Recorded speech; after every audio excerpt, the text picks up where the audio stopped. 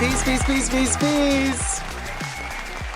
Welcome to the midweek live stream. I'm thinking it's not Wednesday, it's Thursday, right? I mean, in some cases, even Friday, depending on which part of the world you're in. How's it going, everybody? Hi, Kev. Hi, Ollie. Castanya 11, Grant Ramirez, Diva on a Budget, Teresa McGuire, Jolie Loves It, Livin' Ferret, Gold Cat Studios, Elva Pieper, Charlie, Pam McNeil, KDF, James Stansfield, Lori, JF, Rich Mitch, Corey K, Terry and Kenny, of course, Jackie, Jack's Bag Attack, Rich Mitch against Sir Limbo, Shifa Bukhari, Jordan Camacho, Steph, Kelly Carrick, Kat, The Nectarine Man, Kev, again, I say Monarch, Elijah Ramirez. Oh my God, so many people. Thank you so much for tuning in today. Thumb up the live stream because obviously, you know what I mean. We'll go.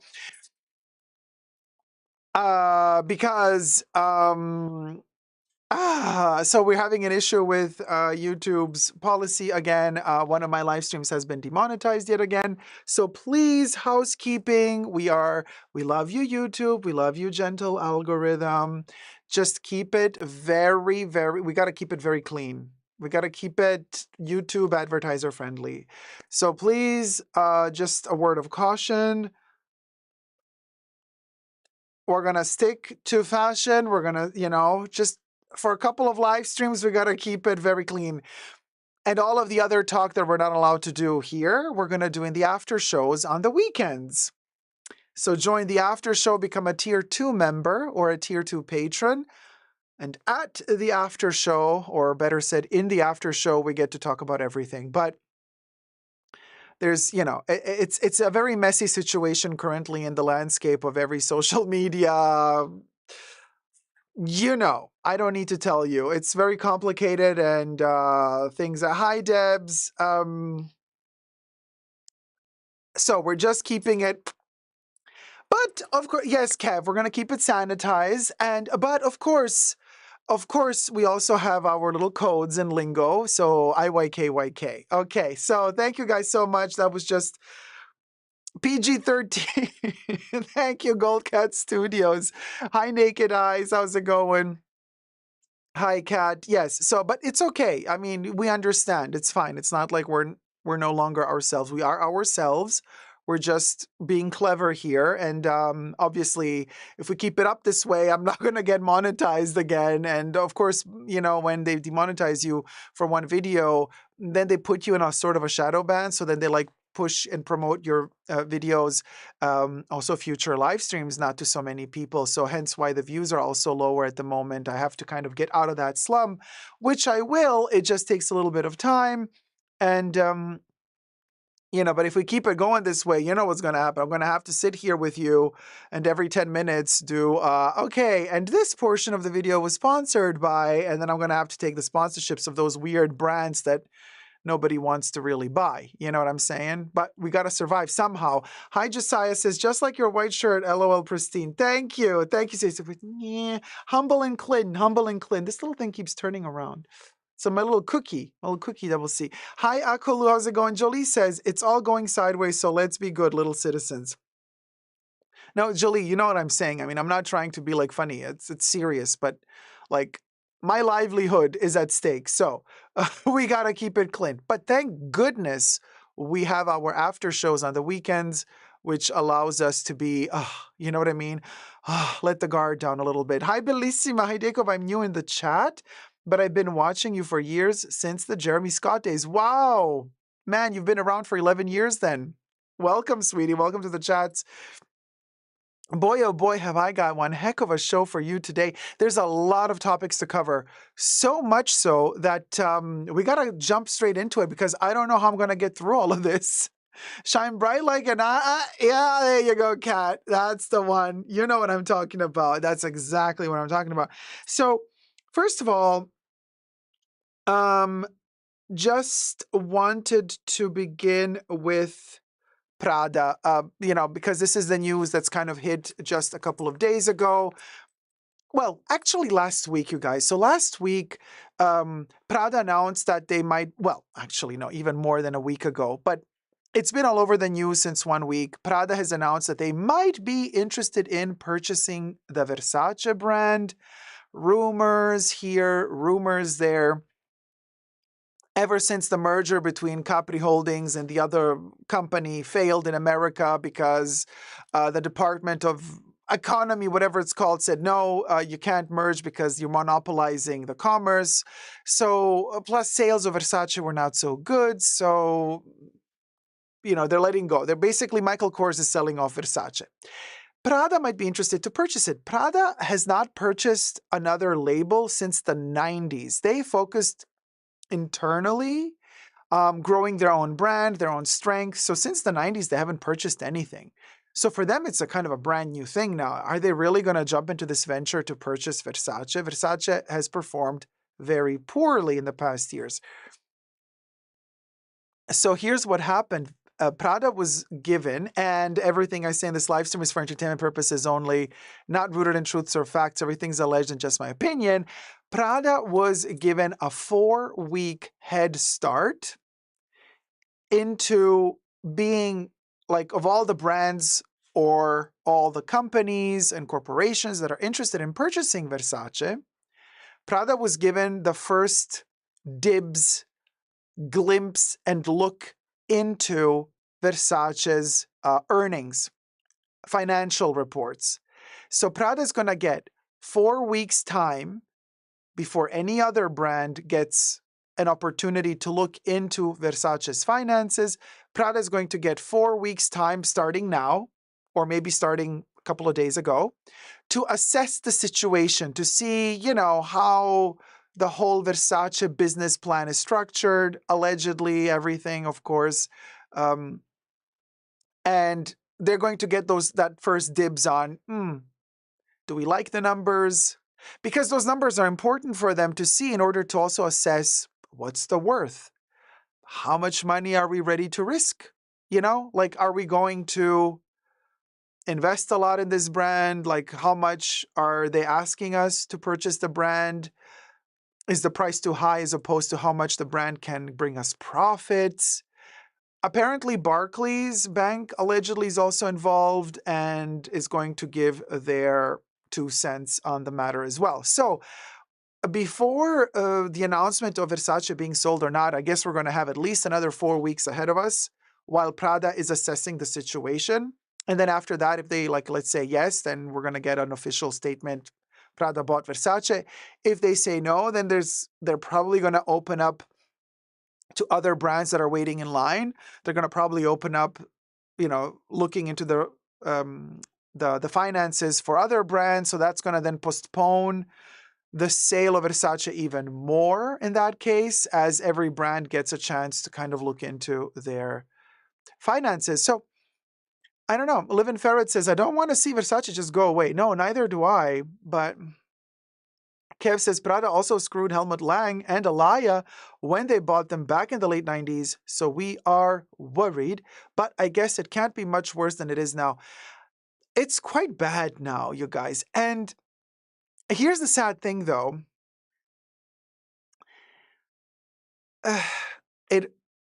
It breaks my heart to say this because I really love Donatella Versace and her image and her talking through her nose and the whole, how she's a mess, but we love her because she is a mess. And I hate saying this because I don't want to say this, but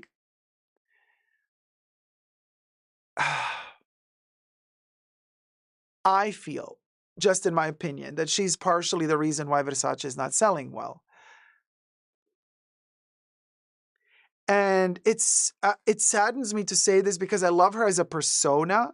I love her as a character. I love her as the sister muse of Gianni Versace. Really, really love her. And she's a staple in the fashion community. I love seeing her. But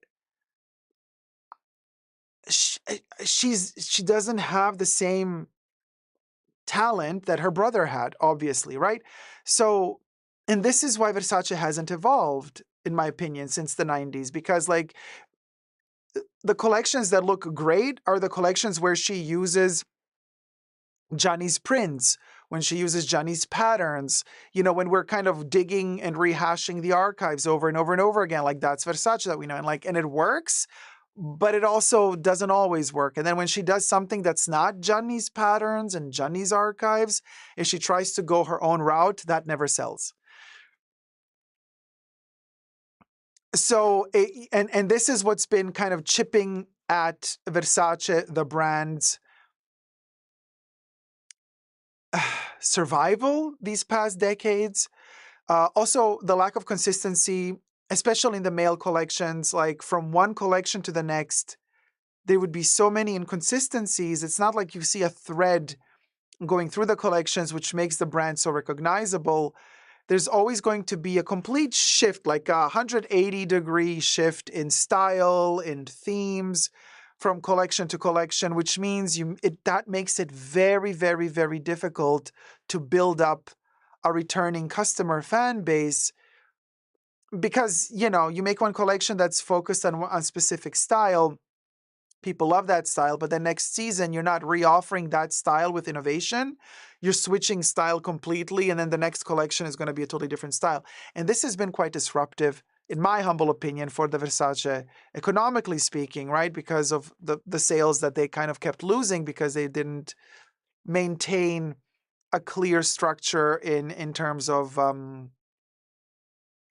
aesthetics, design, signaling to their customer base a very, very clear line of like, this is who we are, right? And then, but when she does those Medusa things, Barocco prints, the underwater prints, the teatro prints, like those things work, but like how many times, the Miami prints, but like how many times can we print those same prints on silk?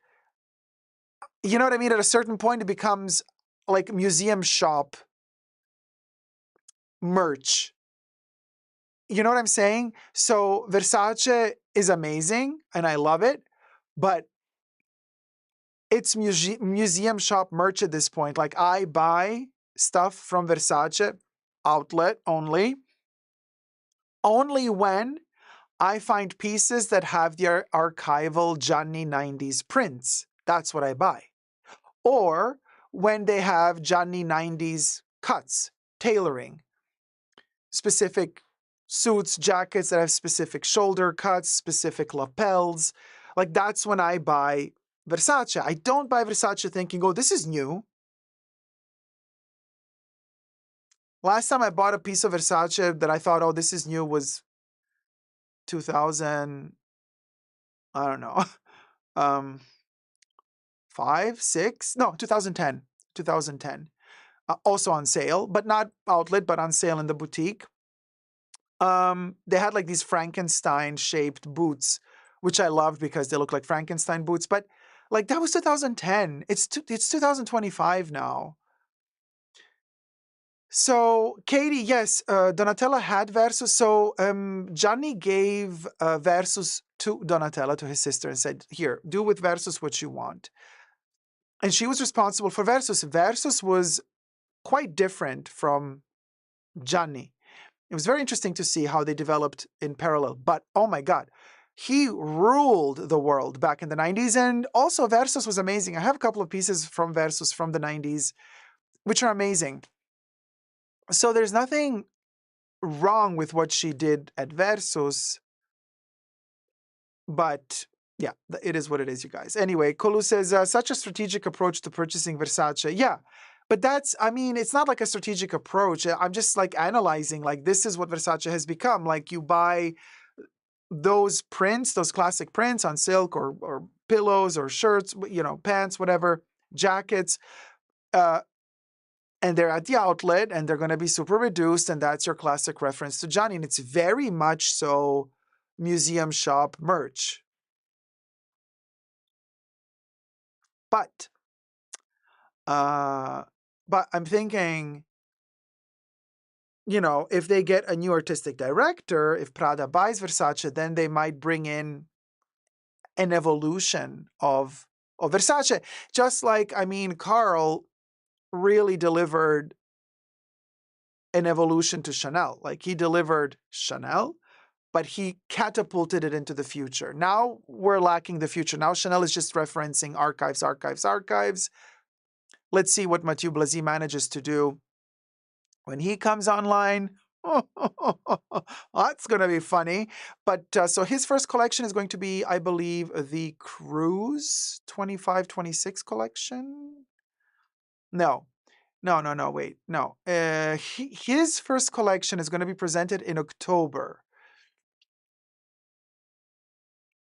So, October.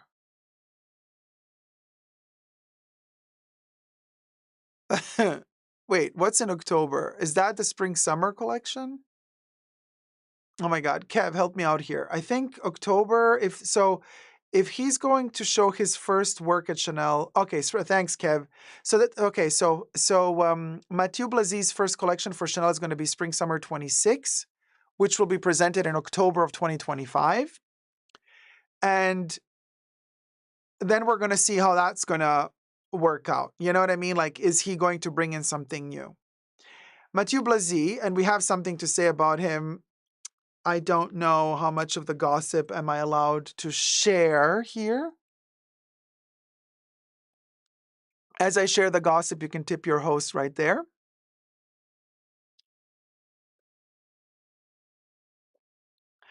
Now, oh, Terry! Thank you, my love.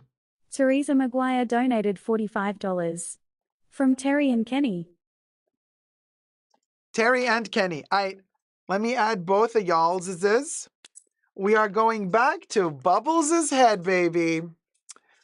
We are going back to Bubbles' head. We're going to do purple today. So, here. Gonna do Terry.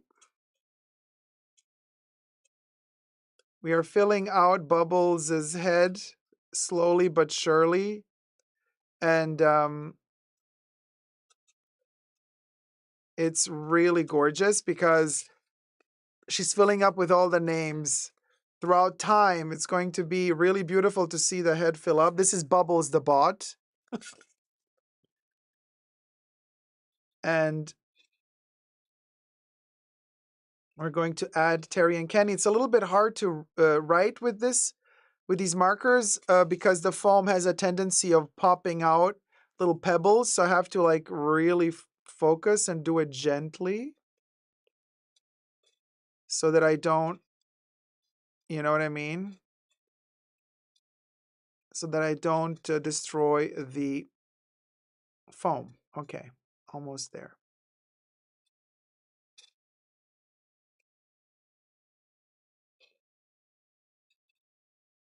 There you are, guys. Terry and Kenny. Hello. Hello. That's Bubbles, baby. So here's the tea. Okay, thank you, Kev. Show your tips. So a little birdie told me.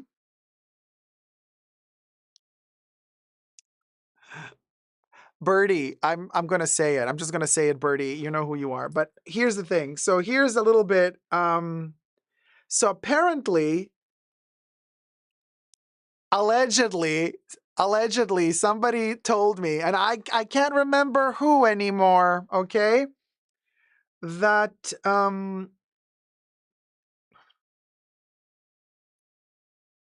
where is it? I thought I wrote it down. So rumors, very dark and deep rumors have it about Blazy, right?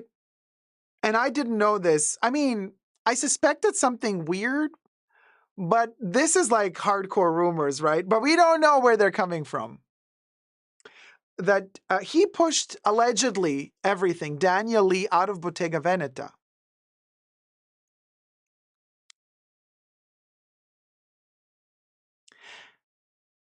And then furthermore, my intel, you know who you are, said that he went behind Kering's back and Virginie's back to secure a deal with Chanel. Allegedly. I'm not going to say more. But, so here's the thing. I see you. Here's the thing. I had no clue about like this sort of intricacy of shade. But if this is true, yeah, that's some tea, Debs. I know, I'm telling you, tip the host. Okay, here's the thing.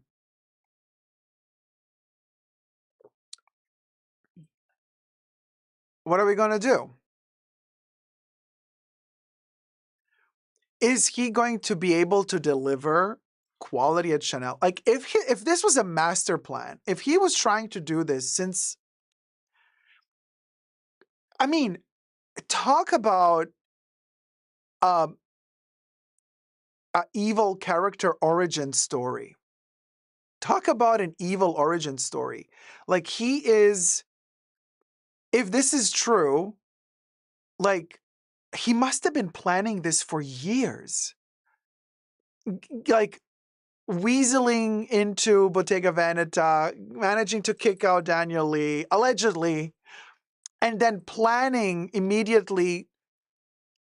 Like, if this is true, I'm envisioning that every collection made for Bottega Veneta was actually made with the intention to use that as a portfolio to get to Chanel. All while managing to undermine Virginie Viard and to kick her out somehow. I mean, allegedly. So, wow. And if you think about it, all of these years, all of these collections that we got from him for Bottega Veneta have been calculated strategic moves to make him look more appetizing to Chanel. And if that is true, then he probably kept quite a bit of moves that he didn't want to give to Bottega Veneta, stylistically speaking, like design ideas that he kept for Chanel. So, if all of this were to allegedly be true, then we are to expect him to deliver the best he can for Chanel. He's going to want to show his true face and talents once he is center stage at Chanel. So, no matter how this thing plays out, it's going to be very interesting to see his first collection, which is going to debut in October, how that is going to look like. You know what I mean? Because I believe he's going to want to step it up a notch from what he did at Bottega. Like his last collection, Bottega, is like, goodbye, Bottega. I loved you, respected you, thank you. But now I'm going to show you what I really can do. That's the vibe I'm getting. Now, we'll see. We'll see. Look, it might flop, it might top. Let's just be, first two collections usually are praised and they're refreshing and new. So I'm not going to be too quick to assess my final verdict on Blazy at Chanel. You know what I mean? Like after the first show, second show, I'm going to give him 3 to 4 shows before I go like, oh, okay, I see the shtick. Kev is like the wolf in leather woven flannel, baby. Yeah. So there you go. Sarah says, one does not simply walk into a Chanel artistic directorship. One schemes. Yeah, Sarah, I believe this to be the only way. Or nepotism. Jolie says, like sands through the hourglass, period. So, well, while we're at it, while we're talking about Blazy, why not talk about, we're going to film this.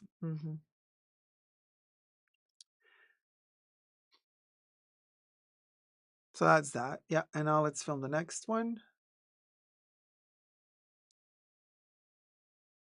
Matthieu Blazy says goodbye to Bottega Veneta and delivers his swan song at Bottega Veneta before he goes to Chanel. And that swan song would be his final bag design for Bottega Veneta. And we're going to look into that bag in this video.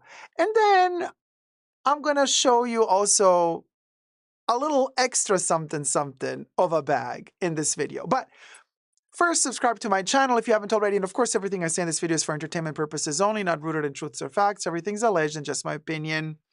So you guys, thumb up the video and subscribe. We're almost at 100,000 subscribers. Thank you so much for subscribing, everybody. Check this out. The bag for 2025, and it is his final bag at Bottega Veneta, is called Ciao Ciao. How ominous. Ciao Ciao in Italian is a way of saying hello, but also it's a way of saying goodbye. How clever to call his last bag at Bottega Veneta this duality between hi and goodbye. But it's kind of almost the name for me almost means as if he's saying, I knew all along that I was going to be here for a short period of time because my plan all along was to go to Chanel. Now hear me out. Everything I say in this video is for entertainment purposes only, not rooted in truths or facts. Everything's alleged, just my opinion. So I'm just speculating here. But I'm like, what a bitchy move to call your last bag. I don't know if he decided the name or if their brand marketing decided the name at Kering. Either way, shady. But the bag is a huge success. Matthieu Blazy apparently created quite a few bags at Bottega Veneta that were a huge success, and they are attributed to him as his designs. Now, think about it this way. If he's so successful at designing not just clothes, but also bags at Bottega Veneta, which one of the rare luxury brands that actually made really good sales in the last fiscal year, which was very difficult on many luxury brands. Could you imagine what sort of design he might deliver at Chanel when he gets to Chanel and does his first Spring-Summer 26 collection, which he will be presenting in October of 2025 for Chanel? What sort of bag is he going to let loose on the runway? I'm very curious to see. However, those bags will be very expensive. But let's take a look at the Ciao Ciao Bottega Veneta bag, available in 2 sizes, classic and large. And we're going to get to the prices as well, which are a little bit better than Chanel prices, but just a smidge. Just a smidge. Ciao Ciao, Italian Ciao Ciao, spelled C-I-A-O. C-I-A-O. Not the dog or the food, ciao. The Ciao Ciao. Ciao. Ciao. Cue in the first one, the first picture. So here's that knot lock, which he used already in other bags that were very popular. Again, his design, the Bottega Veneta, and this is also the lock. And then we have that intrecciato going on this little strap. Then we got that flap, which is a little bit shorter than the rest of the bag, reminiscent also of the Capucine from Louis Vuitton. Then you got a handle, but it also comes with a strap. So you can technically wear it as a top handle, but also as a cross shoulder, whatever, what have you. Coincidentally, the leather is lovely because it is a Bottega Veneta leather, so it is amazing. And there are quite a few shops, My Teresa, Bloomingdale's, that carry this bag. And I will be posting a shopping link if you want to check this bag out in my YouTube shopping links. Thank you, YouTube, for allowing us these shopping links. So it is kind of like a sort of affiliate link, I suppose, but it goes through YouTube. So use those links if you wish to purchase. But this is the black classic version with gold, available in a regular size and a large. Now, the price is a doozy. The regular size is $5,800 plus tax. And the large, which is the same proportions, just bigger, is $8,900 plus tax. So just like I said, a smidge cheaper than the Chanel Timeless Classic. But ya guys. So anyway, so we got what we got here. There's the intrecciato. This video is being filmed live in front of a live virtual audience. I live stream several times a week, so come join the fun, come join the chats, and hello to my co-chatters. And I'm reading in the sidebar, somebody says it does look like a Kelly. Jenny Jung says, the Bottega Veneta Kelly. It has a bit of a vibe of a Kelly, doesn't it? But like more loosey-goosey. I mean, I'm not so sure if I like all of these little folds and stuff. Robbie says, I don't like it. MMM says, more like Bottega Vendetta. He's keeping the goods for Chanel. MMM, that's the point. I'm thinking, imagine this next season for Chanel. Because look, he already started adding.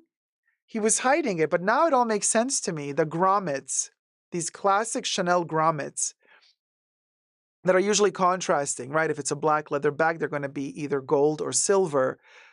But that's very Chanel. I'm telling ya. I am telling ya. But use the link to purchase it if you want. Here, let me show you another picture. This is a cute little beige with gold hardware. Love beige with gold hardware. Oh, okay. Here we get to see Bottega Veneta, the logo. So if it were a Kelly or a Birkin, right, the logo would be up there under the flap. But I don't mind this one. I prefer, and also look at this little detail of the her bag, the Hermès her bag, which also has the shoulder strap coming out of the leather like this. There's like a slit in the leather, so that's interesting. It's Bottega Veneta Chanelified, isn't it? That his last bag for Bottega Veneta looks like some Chanelish type of vibe. Here we see that it's not metal grommets, it's actually leather. Little circles.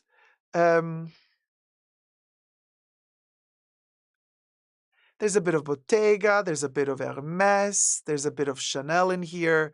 Oh, honey, I see this bag and I think to myself, oh, he's been sending his CV to Hermes, to Chanel, to everybody. It's like Bottega is not enough for him. He wants to go to the top. People like that scare the bejesus out of me. Like social climbers like that give me sociopathic vibes. Allegedly, of course, that's just my personal experience with human beings. So this is giving me, like, you got to be careful. You know what I mean? Of a person like that. Allegedly. Let me show you the next picture. There's many different colors. This is cute. I, again, love the fact that it's gold hardware, not silver hardware. Usually the pinks and the rose usually get silver hardware, but this one has that warm toned gold hardware with the pink. Adorable. Love this color. Again, for the small, 5'8", 5'9", and the large is 8'9", 8,900. Live in Ferret says, I like it, but not 8,900 like it. I know, right? Notes of Chanel, says Jolie. But Nay says, for real, I don't doubt it's a high-quality, beautiful leather bag. But, to be honest, it kind of just reads like Ross from here. Very Kelly knockoff-ish. You know. V says, yeah, it's okay in pink. I'd wear it if it was gifted to me. It's a really good shade of pink. And then I think, do we have another one or is it?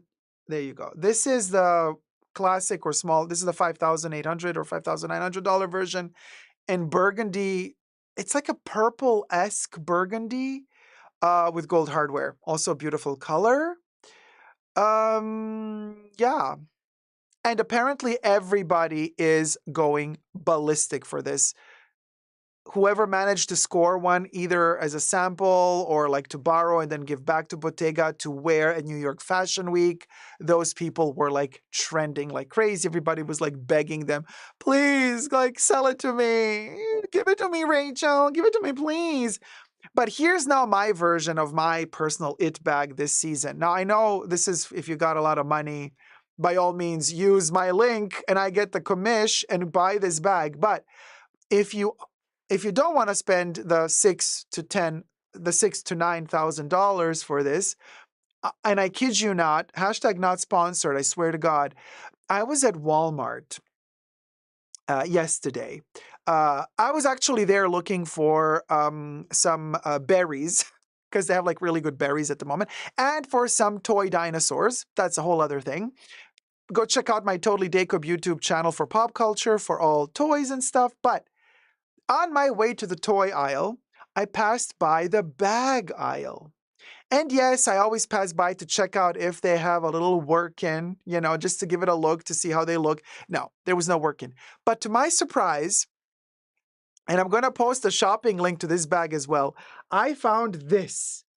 And I am in love. I saw it and I was like passing by and it was hanging at the bottom of a one of the racks. So it wasn't like an eye height, but it was like at the bottom. And I saw it. My sniper eyes saw it and I was like, oh my God, I need this.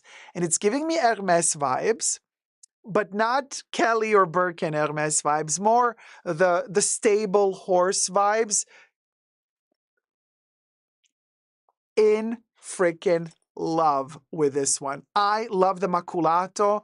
I love a little, you know what I mean? A little 90s vibe. And it has the pockets in the front. Look at that on the sides. This is why it's giving me Hermes vibes. Because it's totally that, the travel one that they make at Hermes from the horse section with all the pockets in the front. Super cute. And then on the back side, you can actually put through here like a jacket or whatever you want. I love animal prints. And this is a beautiful animal print. And the bag is called No Boundaries. Now, we could do the $9,000 or $6,000 bag for this.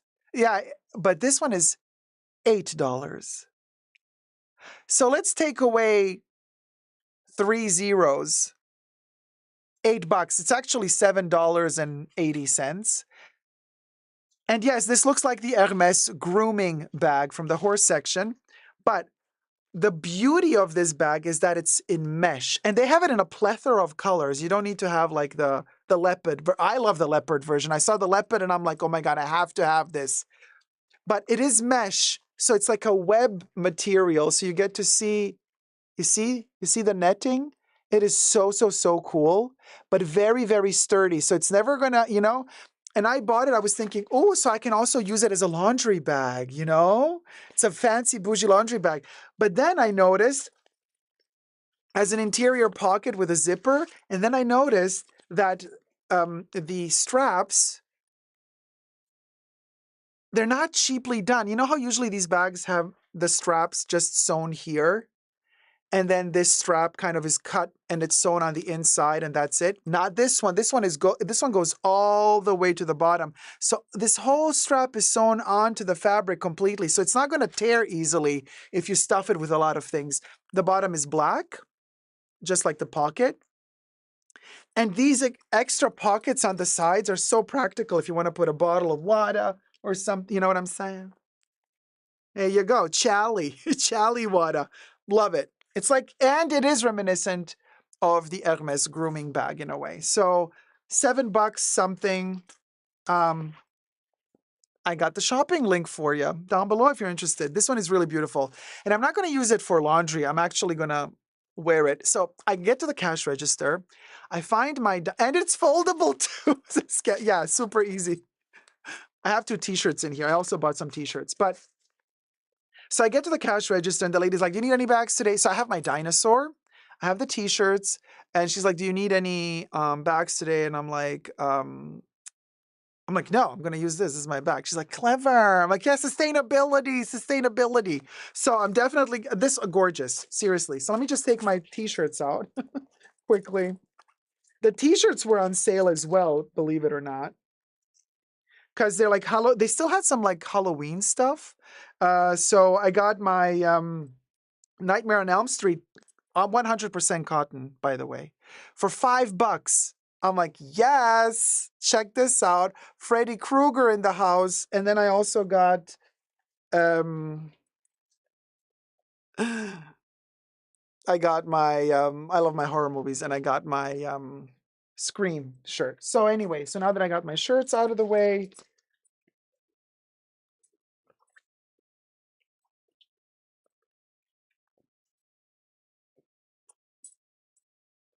how practical is this?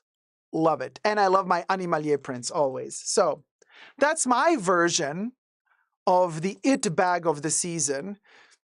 They also have it in pink and other prints and patterns. But to me, that 90s, 80s retro leopard print, chef's kiss. So that's my personal version of an it bag. And it looks luxurious to me. Very well constructed, very well done. So thank you, Bottega Veneta, but you are 3 zeros too many. Now, fine. I guess we can accept this up to $1,000.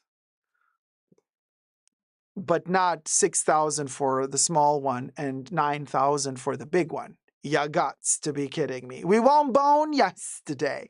Let me know your thoughts and prayers down below. And until next time, subscribe. Let's get to 100K and never give up on love. Bye.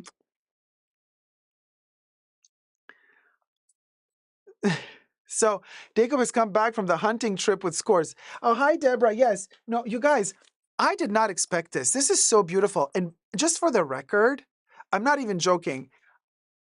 It is not so easy to find the proper leopard print or tiger print or zebra. It has to have, look, I'm a specialist when it comes to these prints. It needs a special, the size of them has to be correct. The color has to be correct. Like there has to be a certain warmth in the print of the color.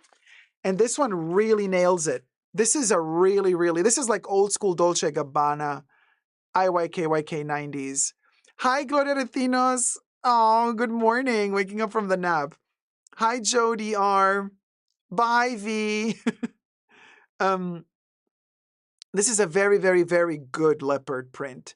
It doesn't look like a cheap leopard print. That's what I'm saying. You know what I mean? Like this, really good. And of course, because they trim the mesh, they cut it. I mean, it's probably a huge amount of it, and then they cut it. So to make the bag and to stitch the bag together, which means every bag has a slightly differing print because they're shifted a little bit on every bag, right?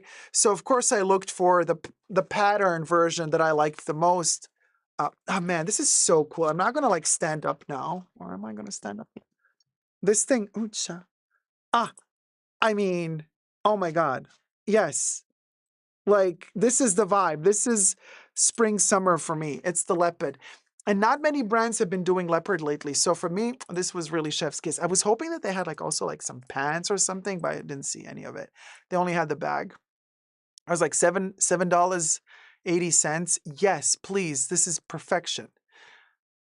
It does look high end. That's what I'm saying, MMM, because, and what gives it really the high end vibe is that the handles are not just stitched here. Like there's a whole, well, the front part you can put like, they say you can put one of those yoga mats in there, if you do sports, but girl, she don't do yoga. So I would put a jacket in here or something, right? But the back side doesn't have a perforation here. It's completely sewn all the way through to the bottom. So that means when you tug on this, it's not going to like rip here. It's solid. Love it. Very well done. They can make anything chic. Thank you, sweetie. Periscope. Thank you. 7,731 donated $5. I am loving your humorous take on the LGS that takes itself way too seriously. Wait, I'm gonna have to reread that. Let me just write this down first. Periscope. Let me add Periscope to the list.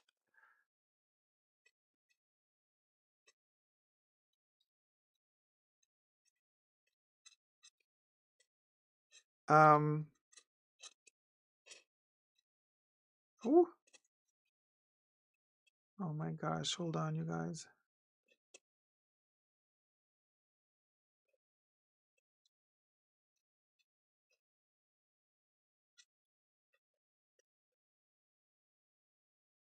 It's you know what is the hardest thing to do is the curves. Got it. Periscope. Hello. There you go, right there. Hello. It's Bubbles the head. Bubbles the bod and Bubbles the head. So Periscope says, I'm loving your humorous take on the LGS that takes itself way too seriously. Wait, what is LGS abbreviation of? Luxury Goods Society? Luxury goods sector. Oh, thank you. Yeah, no. Thank you, Periscope. I really don't take it seriously. It's all for fun's tongue in cheek. I mean, look, you know me, guys. I mean, for those of you who know me for some time now, for those of you who are new to my channel, hi, everybody. Welcome. Thank you so much for spending time together with me. For those of you who know me, you know me. But for those of you who are new, let me tell you a little something about myself. I'm very well capable of showcasing to you a $9,000 bag from Bottega Veneta and putting it on the same pedestal together with a $7 bag from Walmart. Because it's about style. It's about knowing how to elevate something or how to downgrade something. So, having said that, I love anything that looks good to me. It doesn't have to be expensive. It doesn't have to cost a lot. I know that we live in a society, especially in America, where you have to show off wealth. That's the way this society works. In America, it starts from school, in high school, prom night, and you have to, and then you got to do your scores, like to figure out who's going to be able to go to which university, and it starts already there, and you're showing off and saying, so yeah, my family has the money to afford to send me off to Harvard. And then the other kids can't afford it. And so they can't show off and they don't get a car when they're 16 years old and they get to drive a Ferrari to school already. They get driven by their family. And so this friction in society begins at a very young age, and you're indoctrinated to have to always step it up, to always have to be like, no, look, I got braces and mine are sapphire blue. They're not just regular braces because you're poor if you have regular. Well, if you're poor, you don't get any braces, but it's not enough to just get braces. The braces have to be a certain color, a certain material, a certain type. The car has to be a certain way. You have to go to a certain college. You have to be able to afford all of this. So you're constantly pushed to prove yourself, but not on an intellectual level. You got to prove yourself on a monetary level, which is A, exhausting, but B, very reductive. And it minimizes the essence and the core of you as a human being to the point where you're like, you forget yourself. Like you disappear and you're only focused on how much money you can prove that you can spend in order to prove and confirm your value in society's eyes. So in other words, you exist in function of constantly proving to whoever's in front of you that you can spend more than they can. And the buck stops here. In my channel, there's none of that.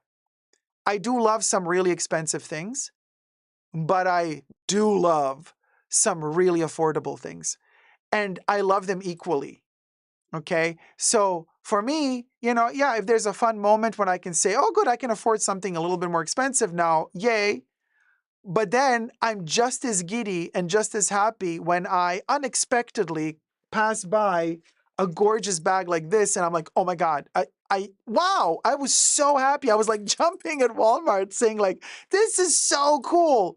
It's like one of those bags that I always wanted to have, but didn't know I wanted to have until I finally saw it.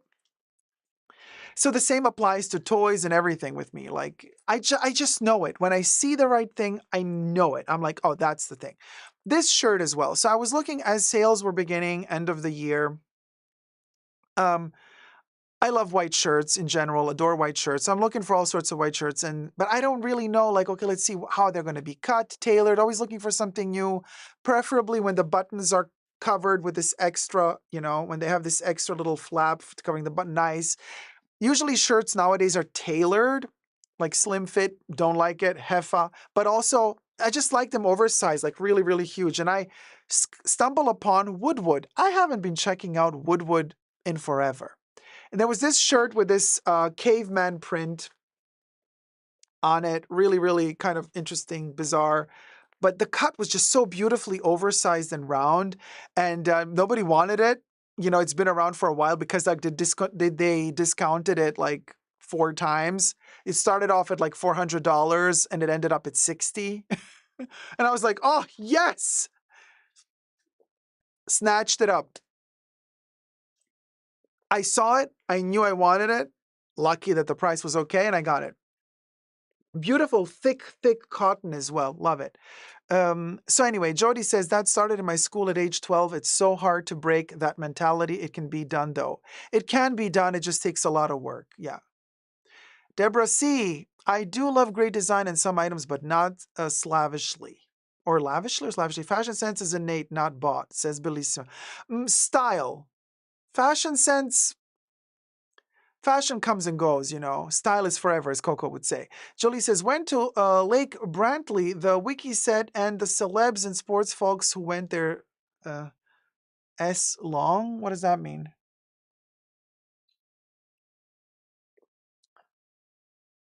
Oh, to the wiki page. Oh, got it. Oh, Kev, yeah. Yeah, Kev says, love the in a garden, Martha Stewart vibes of a crisp white shirt. But to me, the first crisp white shirt was Katharine Hepburn. I mean, nobody wears a crisp white shirt like Katharine Hepburn with the collar up and loose and open, unbuttoned here. Oh, man. Katharine Hepburn. Let me tell you. No, on a whole other level. Anyway, moving on. Let me show you the end of luxury. Let's do some more end of luxury. Did you guys know that Rick Owens has terrible shoes? Did you guys know that Rick Owens has a messy relationship with shoe quality? Allegedly, everything I say in this video is for entertainment purposes only, not rooted in truths or facts. Everything's alleged, just my opinion. So Adam Lambert, do you guys know the singer Adam Lambert? You probably do. He's very, very famous. He went to apparently to the Christian Siriano fashion show at New York Fashion Week. And I think he was wearing Christian Siriano almost from head to toe, because the toe was the classic Rick Owens high heel boot.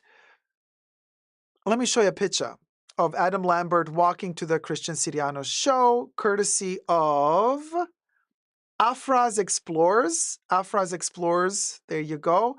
And this screenshot, I took a few screenshots. They come from an Instagram account called BBC Blue. So thank you to BBC Blue and to Afra's Explorers. Check them both out. So I don't have the video, but I do have a screenshot. So I just wanted this to give you the credit, the proper credit. Now let me show you the pictures. Next, here's Adam Lambert, really tall. Yeah, guys. So you know the famous Rick Owens heels, and then they have this like chunky plastic thing in the front. Well, this one fell. So there you see it. There you don't, because as he's walking towards the show, bam, the thing just falls off. I mean, Rick Owens, what are you doing? This is like on another level of sadness and poverty. And plus, I mean, the guy is ready to go to a fashion show. He's probably the A-lister, the only A-lister. He's going to sit front row. He is ready, honey. Makeup and everything. Okay. Outfit. I mean, this coat was made extra long for him because he's tall, but then he has the high heels. So the proportions are all like elongated. And then he's walking and this thing falls off. Kev says, at least it didn't snap in half. Oh, I got you covered with the snap in half. Because you guys know who knows my channel. By the way, subscribe. Let's get to 100K. Thank you. The end of luxury. We're going to witness it together as the house burns down, baby. Let me show you the next picture. Because he's like, noticed that this thing fell off. And he's like, oh my God, what's the glue? The glue. Okay, all that white residue, honey. I mean... Or did Rick Owens use something else to try to attach the tip to the bodice?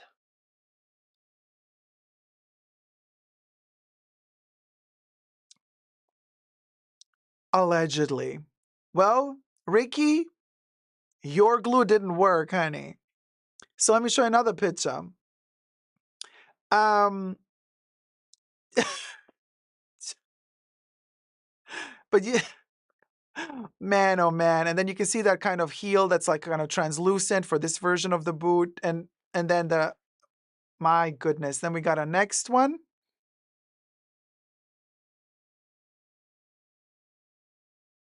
He went down to pick up that little piece. You see it? And then he first tried to put it back on. Of course, it didn't stay. So he just like kept it in his hand. Maybe he gave it to his assistant and he walked away with one broken shoe. At least the heel didn't fall off. At least the bottom sole of the shoe didn't break. Why am I saying this? Well, because Mr. Rick Owens, sweetie darling, back in 2022/2023, I bought a pair of Rick Owens boots. And I documented the demise of said boots. I bought them brand new, wore them 6 times, a total of 6 times. And as I was walking back home on the street, literally, the soles detached, broke off, and I fell to the side, twisted my ankle, sprung my ankle, almost broke a hip. And you're like, Dacob, stop exaggerating. You want to see the shoe after I wore it 6 times? Exhibit A.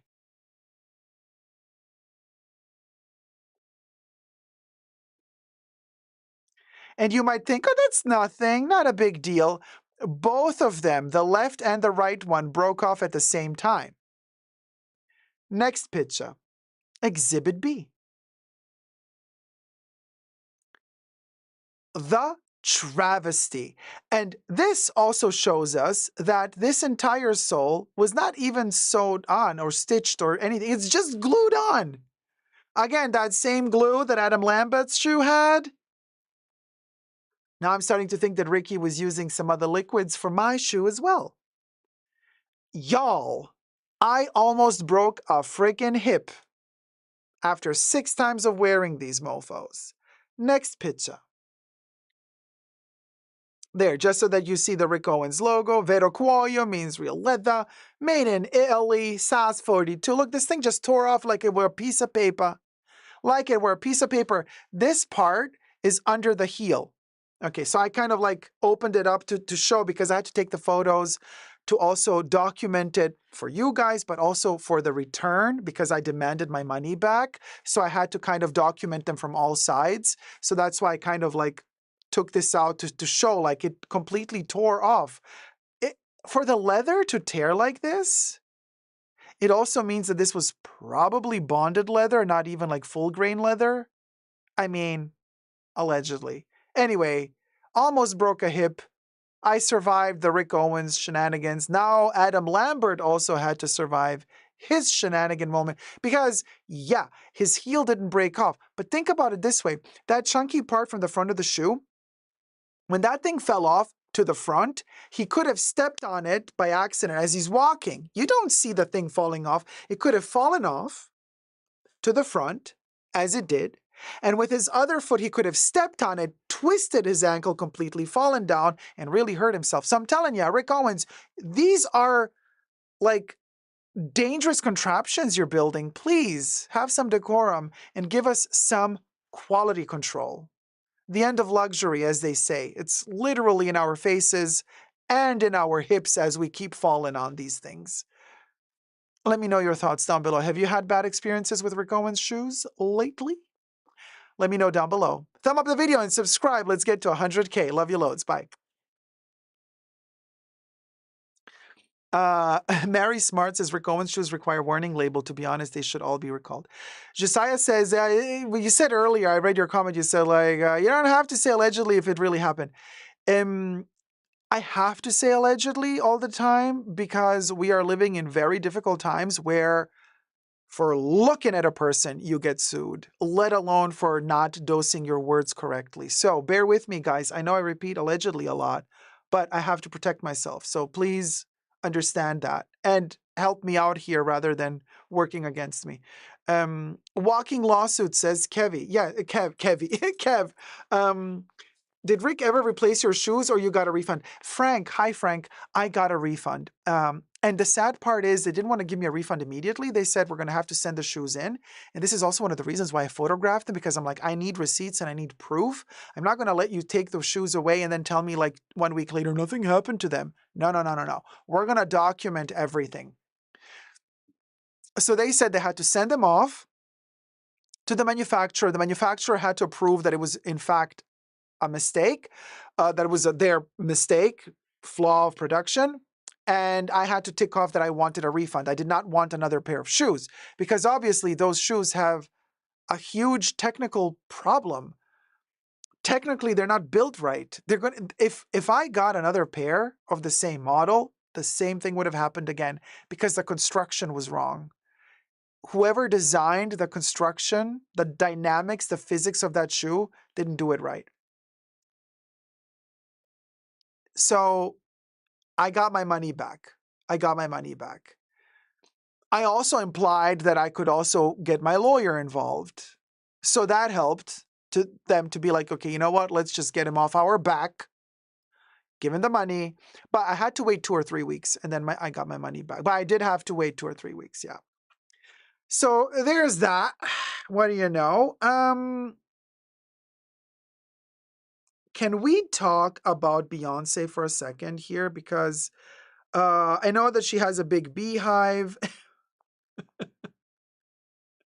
She has a big, chunky, funky beehive, baby. Yes, she do. Yes, she do. And this is, I guess we're going to film it. It could be Perfume Channel or not, but I'm going to just say hi. Hi everybody, Dacob here. Welcome back to my channel. Beyoncé has been releasing perfumes for a while now. There's been one, like a couple of years ago, C'est Noir, I think, and now she's doing C'est Lumière. And C'est for Beyoncé, but also say like it is Lumière. It's a little word game, lovely, cute little bottle as well. But here's the thing. And by the way, subscribe to my channel, thumb up the video, and everything I say in this video is for entertainment purposes only, not rooted in truths or facts. Everything's alleged, just my opinion. Now, Beyoncé has a big, big, big fan base and a big fan following, and I'm not going to offend Beyoncé. Don't worry. I don't want the beehive coming for me. So hold your horses. This is one of the rare moments. Hold your horses. See what I did there? Because also, she just won a Grammy for her country album, and after winning the Grammy, she announced, I'm going on tour. Now, the Beyoncé country tour, I don't know the name of the tour, but you know what I'm saying. Apparently, the tickets were like dynamically priced. So, and I think what was it called? Who was selling them? But anyway, tickets went up astronomically. People were saying like they were charging him $3,000 for tickets or something like that. So, Beyoncé's fans are complaining. They're like, we love you, but you're making us spend a ton of money.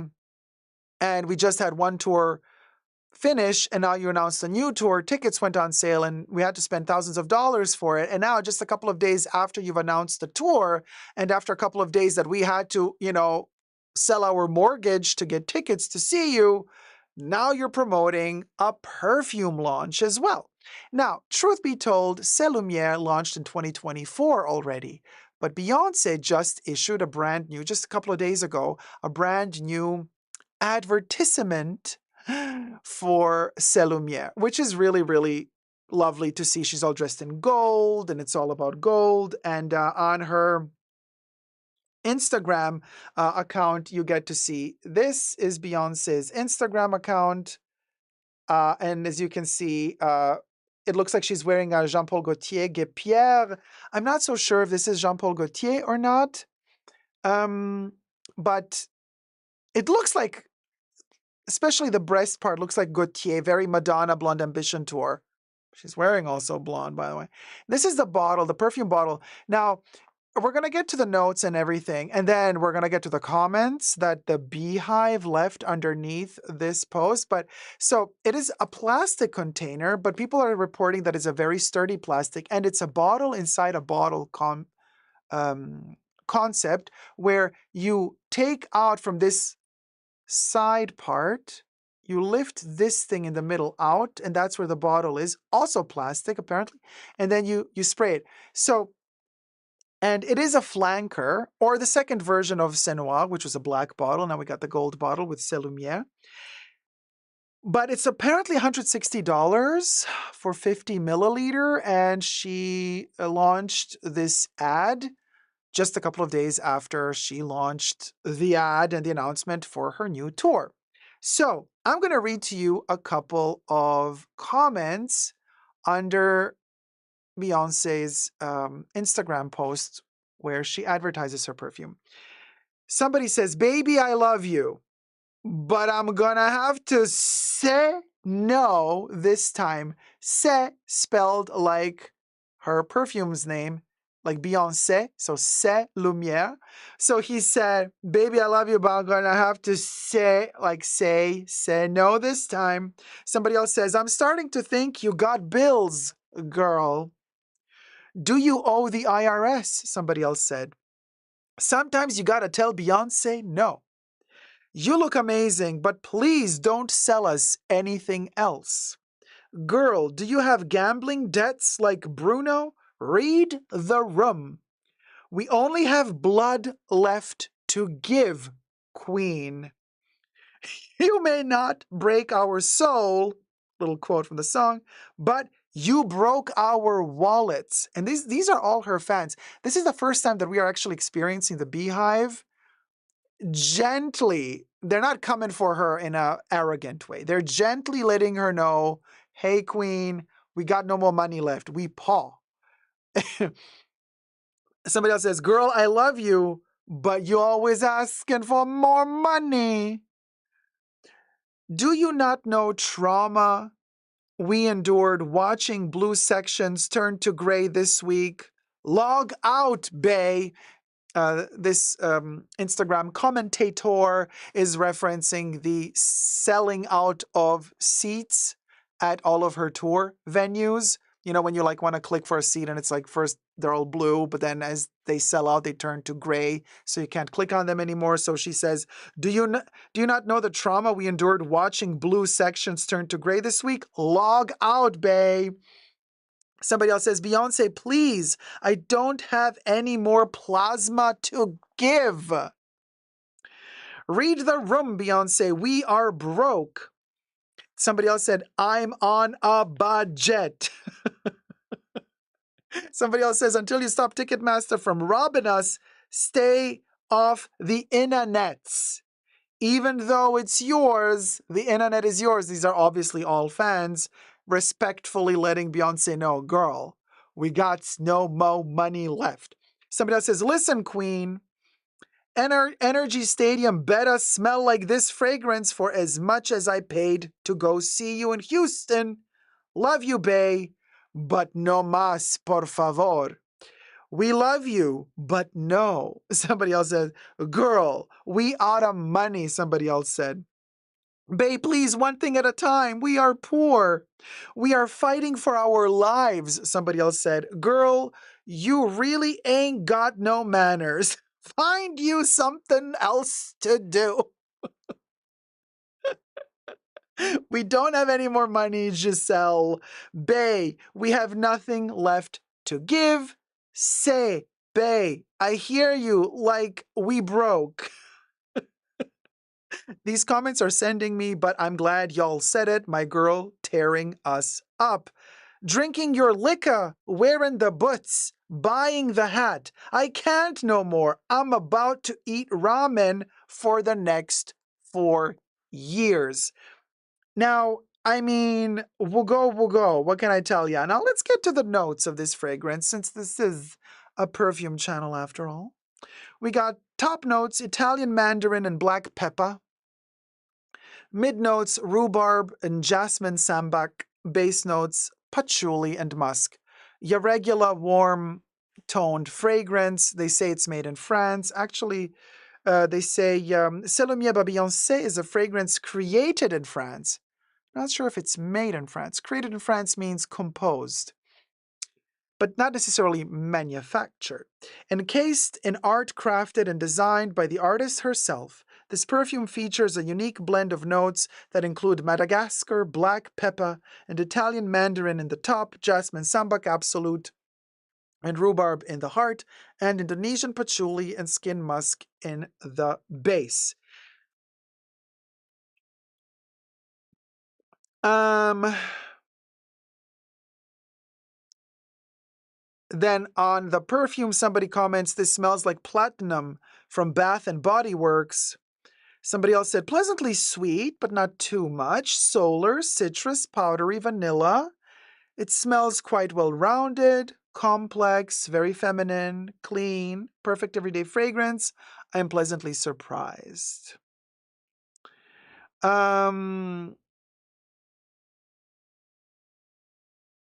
This is a pitiful mix of aggressive powdery musk and burns the nostrils, somebody else said. So now here's the thing. Let's put a pin in this. Like I said earlier, Late 2024, the perfume was launched. But right after announcing and selling out her country album tour dates, she then releases this brand new ad for the perfume. She wants you to buy the perfume. She gets backlash.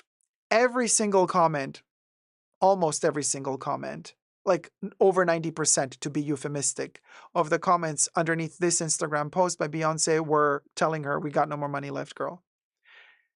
Instead of reading the room, I know she has contractual obligations to deliver sponsorship deals. Like those things are planned months and months and sometimes even years in advance. So it's not like she can all of a sudden just like tone it down. So she has to probably keep delivering her obligations, contractual obligations. Why am I saying this? Because so we put a pin in this. This came out, the ad came out 4 or 5 days ago as I'm filming this video. And so people are retaliating.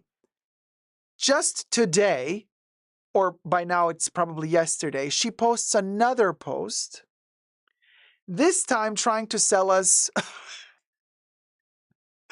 some makeup collaboration with Ulta. And it is sacred, I guess, spelled Cecred, for Ulta Beauty, launching on the 4th of April, 2025.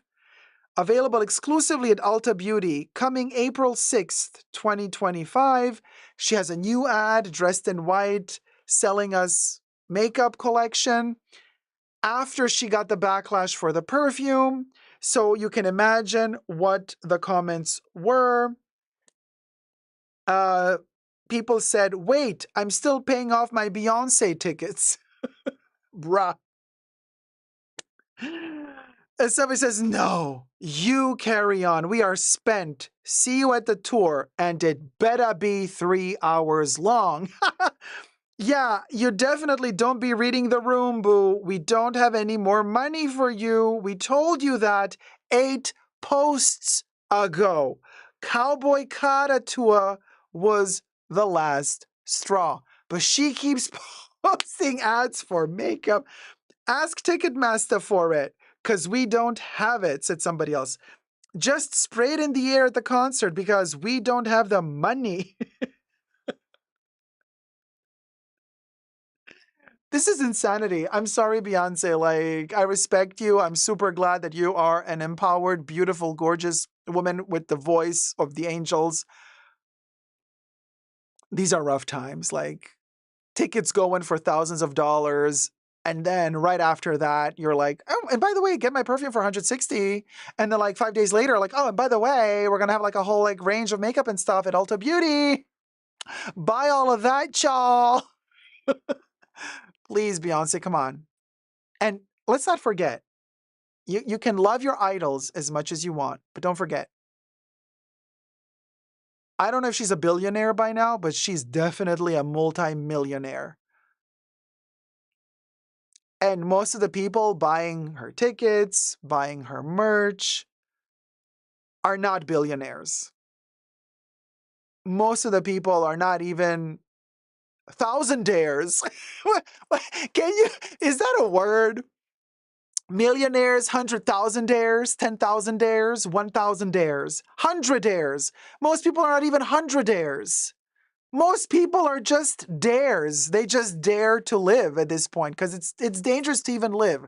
So anyway, I think this has been the most different perfume review ever on my channel. A little bit tongue-in-cheek.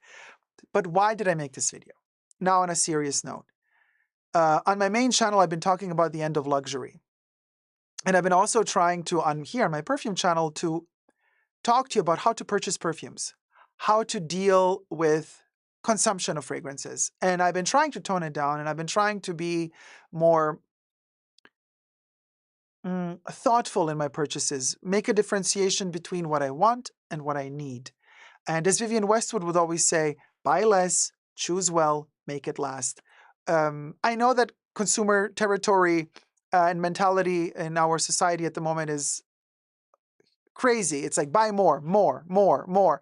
And but I'm trying to say, like, stop for a second. and turn around. Instead of looking always towards the shops, turn around and look what's behind you in your home, what you already have, the beautiful stuff that you've already accumulated, the wonderful perfumes that you already have, and take a moment to enjoy them. Take a moment to breathe and just spritz them, enjoy them, use them, live with them, feel them. Let those perfumes that you already have tell you the stories that they have to say. Take some time with them. Enjoy them. You're never going to get the time to enjoy them if you keep buying new stuff, because you'll never take the time to enjoy what you already have if you're always going to be constantly focused on getting the next best thing. The neighbor's yard is always greener and all that jazz. So on a serious note, if you already got a bunch of wonderful perfumes at home, take the time to enjoy them. Selumier is going nowhere. By that I mean, you can wait a couple of months, before you purchase it. Sure, perfumes like these get discontinued. I'm sure this is not going to last forever, but at least you got a couple of months' time or a year's time to decide whether or not you want to purchase Selumier. It might also go on sale. You never know. But the thing is, enjoy what you got. We don't need to be spending all the time.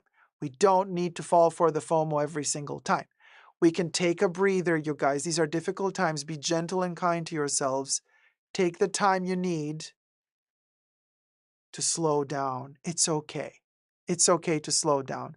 Perfumes, trust you me, perfumes have been there before you were born, and perfumes are going to be there long after you're gone. Enjoy the moment now, the now. And later down the line, a couple of months from now, if you're still feeling the zhuzh, still feeling the vibe for Selumier, buy it. But don't fall it now. Kev says it's probably going to TJ Maxx or Walmart. He said it, I read it. Thank you so much for watching. Subscribe, thumb up the video, and never give up on fragrant love. Love you loads. Bye.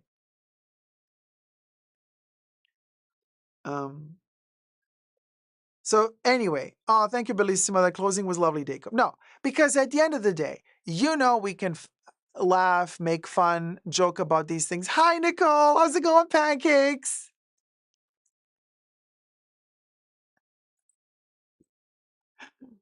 I was worried because you didn't write me this morning. I was like, oh man, what happened to my girl? What happened to my girl? Is she okay?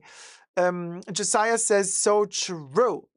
And but like I said, we can laugh and tongue in cheek, but there's always a serious pebble that we plant, a grain of, you know what I mean? Like, yeah, we can compartmentalize, we can joke about these things, but we can also be serious because we're aware. We are aware. We are constantly aware. We can do as many jokes as we want, but we are also constantly aware of the levels, the tiers of, okay, now we're joking, now we can be serious, we can take this, we can take a lot, we're not going to take ourselves too seriously, you know what I mean? Mary Smart says the perfume is going somewhere like Ross or TJ Maxx, etc.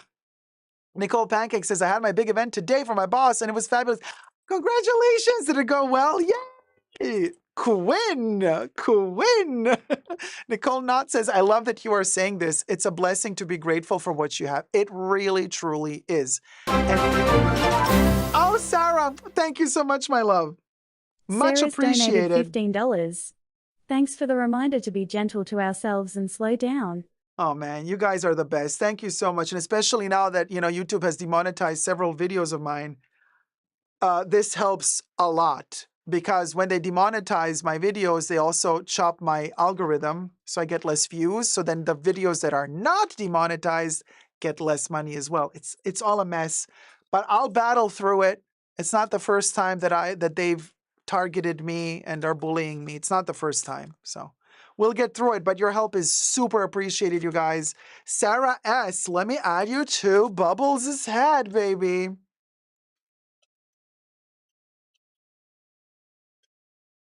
And also, thank you for staying on topic, you guys. When I'm filming the topics, that really helps me as well.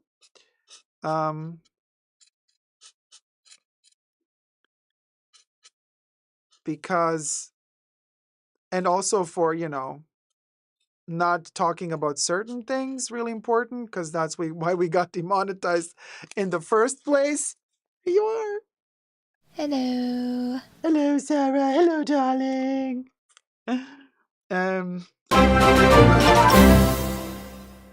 Oh, Michele, thank you so much, Michelle_Thomas sweetie. Wait, let me donated take another $5. color. Have a fabulous evening. Thank you, as always, for your work. Thank you. Very kind of you. Thank you. Thank you. Wait, let me see. We're going to do orange. Oh, I know. We're going to do it this way.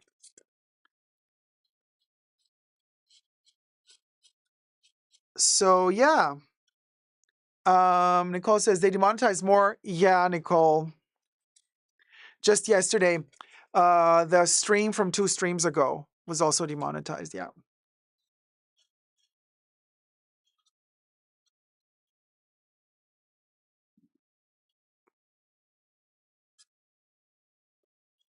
It's sad. Also because like it's sneaky because they say, yeah, you're allowed to talk what you want to talk about, but you're going to be penalized. And yeah, freedom of speech. Yeah, it's there, but they find sneaky ways to shut you down, right? They're like, but you won't be bringing home the bacon. Here you go, Michele Tomas. Hello. Hello, darling. Hello. Oh, Grant, thank you, sweetie. Wait, let me get a blue Grant one for Ramirez Grant. donated $5. Let me do it on this side.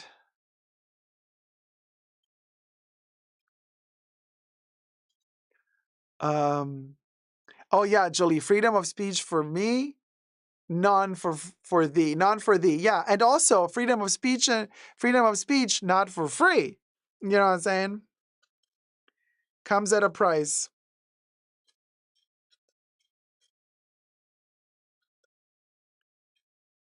But yeah.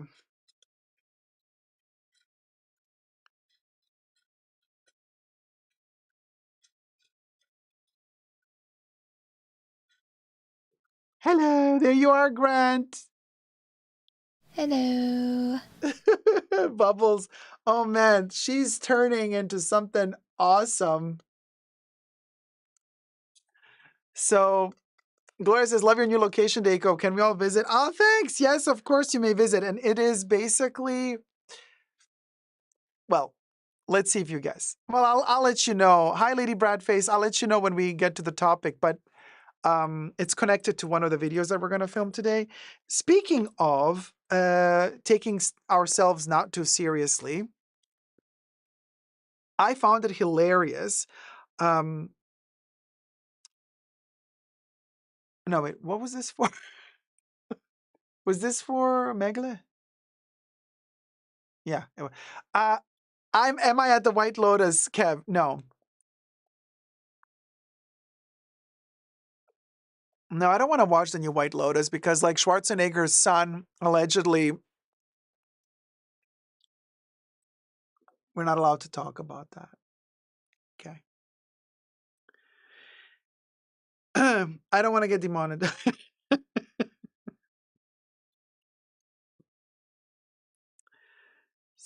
So,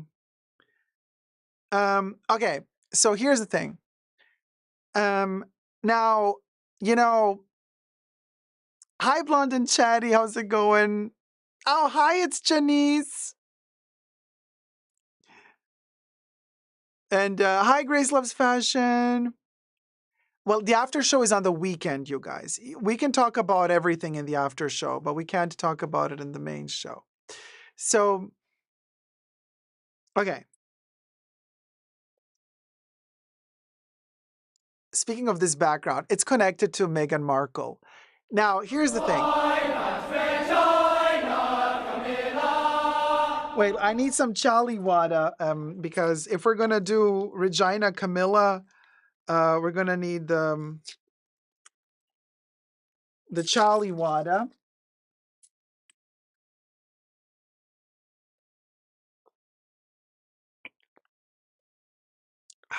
Yep, always spunky, Charlie. Oh, baby. So, I posted one video about Meghan Markle and the ladies mostly in the comments under that video went ballistic. I found it so funny. Speaking about not taking ourselves too seriously, like I really, UK royals, world royals, girl, it doesn't affect me.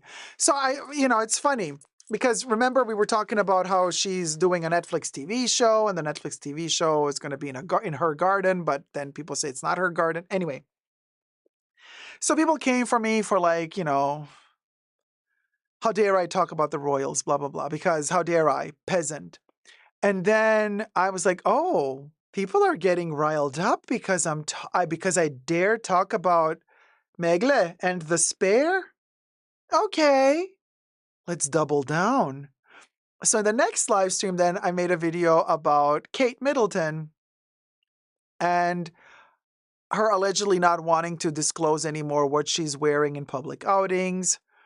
And I explained the whole situation in that video, which it's a long story, but anyway. Hi, Shields. How's it going? Hi, Nico Nicely. Okay. And then, and then they came for me. Underneath that video, people are cuckoo. I mean, for me, it's all tongue in cheek. I respect both ladies. I couldn't care less. I mean, I wish them all the best. You know what I mean? Like, I have no beef with Megle. I have no beef with Kate. It's just all funny to me that there's a whole situation in the news. Kate is no longer saying what she's wearing. But the problem is another. People came for me because I dared call her Kate. Disrespectful. I'm like, girl. I have to stop making videos about the royals. I'm like, oh, you're all riled up. Well, I guess we have to make a third video then. Sylvie says, believing in royal superiority is like believing in magic. That's a good one. So here's the thing. Let me read you a couple of the comments that I got because people are like cuckoo. I'm telling you.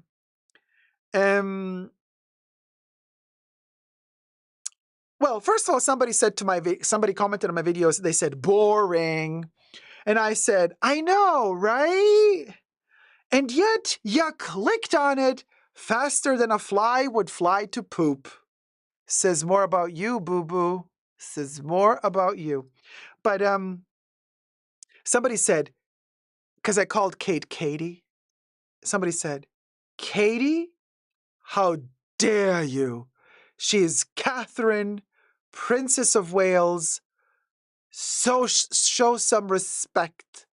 She's earned it. I answered, Katie? Princess of Wagosha? Fairy emoji, crown emoji, ring emoji, sock emoji. Then somebody else said, last time I checked, it's Catherine, not Kate. Now, get it right. So I answered, who doth giveth 2 dumplings for these curtsy wogoisms, milady? On another note, love your hair and your profile pic looks very bouncy and flowy. And the comments just go on and on and on. People are coming for me, honey. Coming for me. Another hate for profit YouTuber, they said. It's so sad. So anyway, it's kind of funny because I'm like, okay, you get so riled up. Seems you're enjoying to be riled up. Well, let's give you more reasons to get riled up. Because you see, here's the thing. It tickles me. And I like getting tickled, in the right spot, the right time, the right intensity. A good little tickle can be just the right thing, just what the doctor prescribed. Blonde and Chatty says, yes, people in the UK get very precious about these things. I'm a UK citizen. I enjoyed that video and didn't take offense. Thank you, Blonde and Chatty, milady. Thank you, darling. Thank you, darling. Gloria's like, not Dacob being tickled. Yeah, give them a little fluffing, right, Kim? A little satin. Deborah C. said, I said Kate and Will are boring. Which day is? The job descriptions requires it. Thank you, Akolu. Akolu says you weren't disrespectful at all. Bellissima says royal stands are on another level. They remind me of K-pop stands. Well, anyway, I got news for you. Let's record this shenanigan of a thing. Well. Meghan Markle is at it again. And since everybody loved so much my reporting on Meghan Markle's upcoming Netflix show, which was postponed, and then the garden that she was filming in, allegedly not her god, you loved it. I was like, oh, you like when I talk about the royals or semi-royals or whatever they is. I was like, look, let's make another one. Then we made one about Kate Middleton, disclosing, not disclosing what she's wearing in public outings. Then you came for me because I called her Kate and not Katie or Carter or Kate or, well, I forgot. What's that name again? Can you remind me? Princess of Wagosha? What was it? Anyway, Meghan Markle, as reported by Yahoo Life and the New York Post, might be in some deep legal trouble. Oh, Meghan Markle, what is going down now, girl? I hope the spare can bail you out if you get in trouble. But so according to the reports, Meghan Markle facing possible legal action from Spanish Town. After launching As Ever, that's the name of her luxury brand. Coincidentally, my little backdrop here is generated by my AI bot, Bubbles. It's inspired by the Spanish coast, darling. The bouginess of the Spanish coast. We'll go. And so Meghan Markle apparently traveled when she got inspired by to create her logo, crest, and title by her trip and journey to this coast. Now, everything I say in this video is for entertainment purposes only, not rooted in truths or facts. Everything's alleged, okay? Okay, allegedly. Now, here's what Yahoo Life reports. Meghan Markle's brand drama continues because apparently, hi Meghan. Love the teeth. Love the teeth.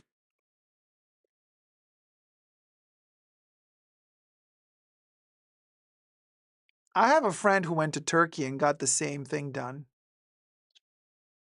Allegedly. The Duchess of Sussex, 43, is facing possible legal actions from a Spanish town over the logo of her new lifestyle business. By the way, this is one of the shots from her upcoming Netflix show, where she gardens with us, bakes with us, does everything a normal girl would do. In a $50,000 kitchen, of course.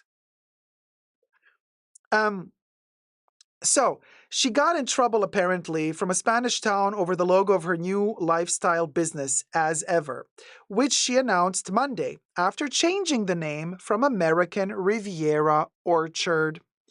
Now, civic bosses in the Mallorca village of Porreres reportedly claimed that Markle copied the town's traditional coat of arms by including a single palm tree with two hummingbirds hovering on either side of it on her As Ever logo. Now, man, this is so complicated. Why doesn't this girl hire somebody to act like a proper lawyer to check into, I don't know, patents, copyrights? Like, you can't just like be like, so let me do this and let me do that.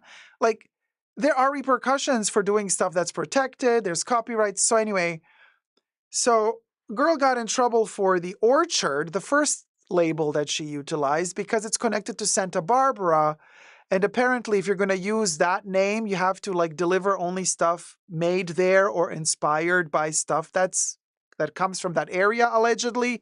Just like, for example, you can't call champagne champagne if it's not coming from the region of Champagne. Or like Parmigiano Reggiano, the cheese it's a designated protected area, so you can't make Parmigiano cheese in America. You have to import it from the Parma region, right? So similar to the first brand that she made. So she decided to change it. Anyway, and as she changed the name of the brand, she also gave it a new logo, like a little insignia, like a crest. And a crest is also kind of there, in my humble opinion, to kind of symbolize royalty. Because usually, nobility, would have their own, the family crest. You know what I mean? To make it look a little bit, you know what I mean? Like, I'm like, Meghan, are you trying to compete with like Ralph Lauren? Because Ralph Lauren created the American version of aristocracy in fashion. All played up, of course, because America, as far as I know, is not an aristocracy. Although some people are trying to turn it into a kingdom, allegedly. Mayor Xiska Mora told local newspaper Ara Baleares that the similarities between the coat of arms and the logo are surreal. So let's see what this crest logo coat of arms looks like. This is Meghan's As Ever logo brand. That's how she rebranded her company after just a year or so, As Ever. And this is the crest. One palm tree with two hummingbirds. Huh? There you go. Okay? Okay, we'll go. Gloria says, not as ever, but as if. Gloria, the shady mama. So the mayor, Xiska Mora, said to the newspaper Ara Baleares that there are too many similarities between the coat of arms and the logo. Now let me show you the Spanish city's coat of arms. She also claimed that the town hall is considering whether or not to take legal action against the Duchess. Exhibit B. This is Exhibit A.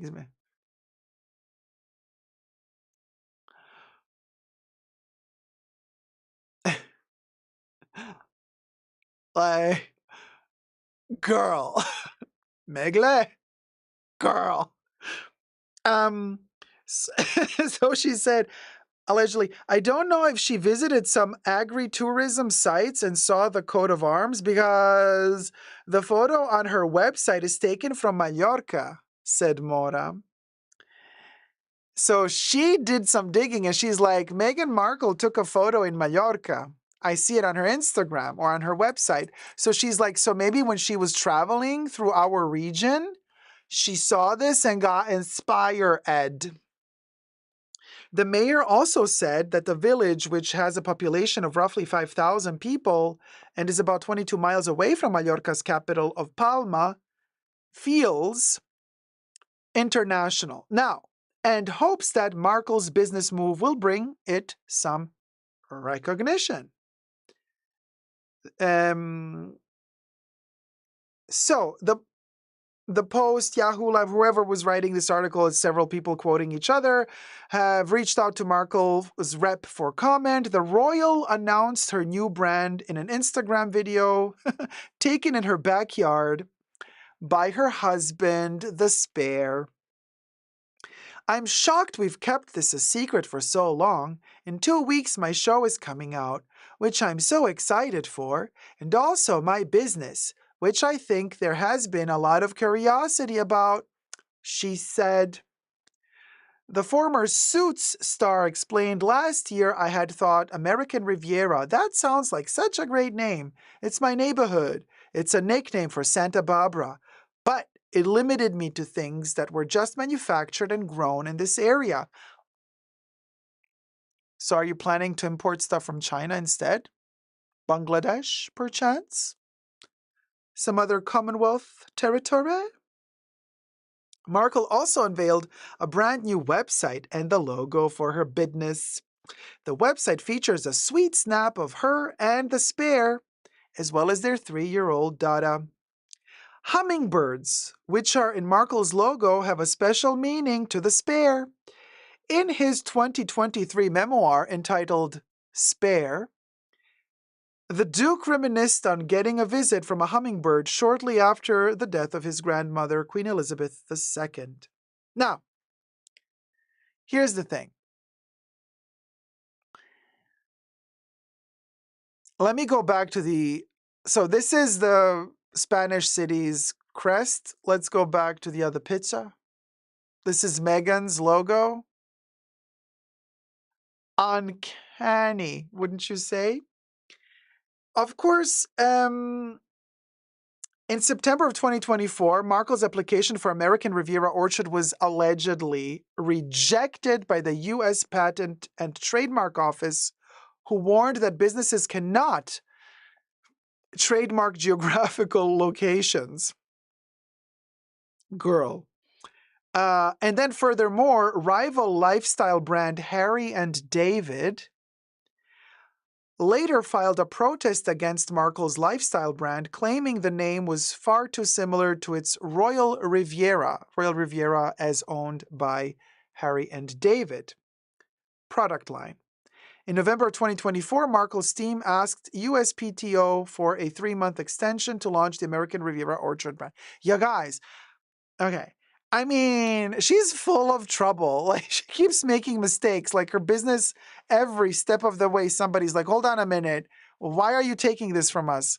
We were here first. We had the name first. Why is it, blah, blah, blah. Anyway, I ran to the comment section. The comment section underneath that article, it's always delicious because most articles, they don't have any comments. This article had a ton of comments. A ton of comments. And so let's see. Man, they're vicious. Vicious. Somebody wrote, imagine she could do so much with her time. Get better education. Learn a new language. A new trade. But no, she wants to make a fortune as if she is not having enough money and enough resources. That's called greed, folks. She doesn't need to run an empire and profit from it. Marrying Harry guaranteed her a life free of hard labor and easy living. And only reason she's so desperate to get some business going is because she's desperate to stay in the limelight, to be liked, applauded, and find some sort of recognition and validation. That's a very empty woman indeed. I'm just reading here. Don't shoot the messenger. I know you love to shoot the messenger. I'm just reading somebody's comment here. Vicious. Vicious. Somebody else is quoting her from her Instagram post. This one also vicious. So they quote, in 2 weeks, my show is coming out, which I'm excited for, and also my business, which I think there has been a lot of curiosity about. Meghan Markle. Now this lady comments back and says, did you miss the rule about sentences not ending in a preposition? Prepositions show relationships rather than punctuation marks. And somebody commented, school was hard and too far away for Markle's memory.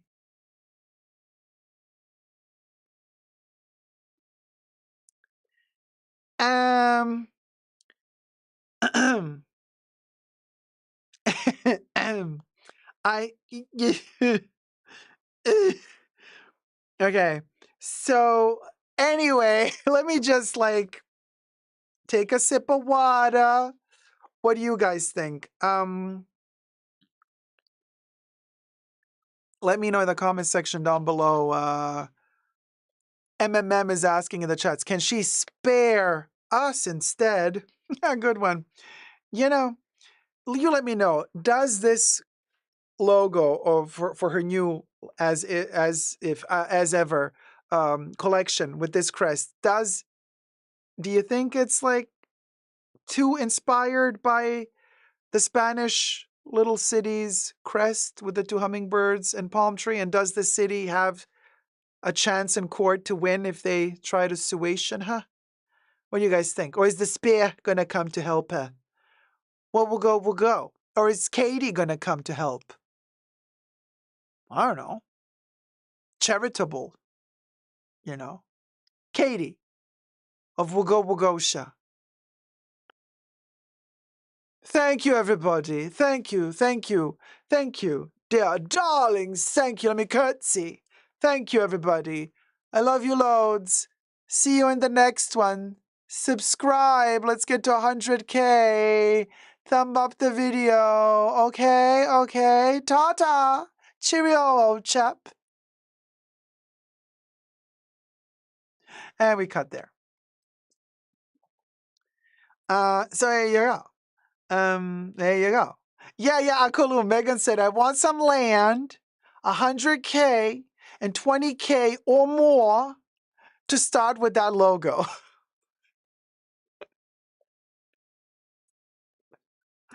Kev says, I love how every single topic today is tied to greed. Oh, yes, Kev. Thank you. Kev always sees. We work hard here at the Fashion Bunker to deliver a compact product to you. Every show has a leitmotif. Thank you. Thank you, Kev, for noticing. Thank you. Wagosha, baby. You best believe paparazzi. Team Bryce. So there you go. Thematically integrated. Yeah, Deborah. Speaking of greed, let me powder my nose. No, man. Not what you're thinking. Wait, hold on. Let me take a sip. Ho-hos are tasty. Ho-hos are Thank you so tasty. much. 88 donated $50. Your candor, humor, and intellect are such a breath of fresh air during these crazy times. Thanks for all you do. Long live the bunker. Aw, thank you. Ho-hos are tasty. I'ma add you to the bubble head. Ho-hos are tasty. Oh man, you guys, thank you so much for your love and support. And you know they're gonna come for me for this video. It's gonna be so cuckoo. Oh well. What are they gonna come for me for calling Harry the spare? He called his own autobiography spare. He called himself spare, so why can't we?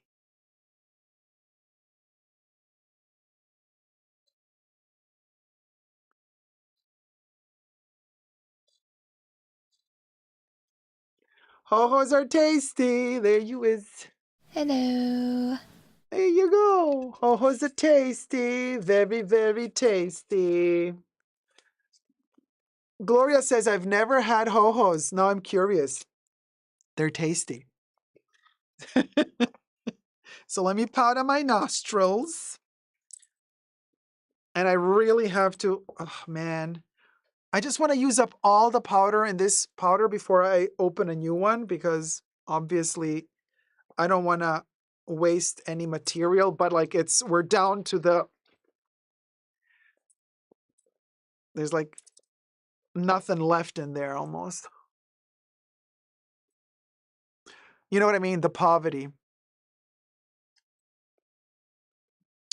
Now, speaking of greed, we're going to talk about a brand allegedly stealing an idea from another designer slash influencer.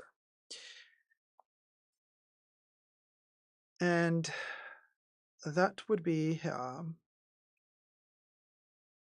okay, I think we're filming this, right?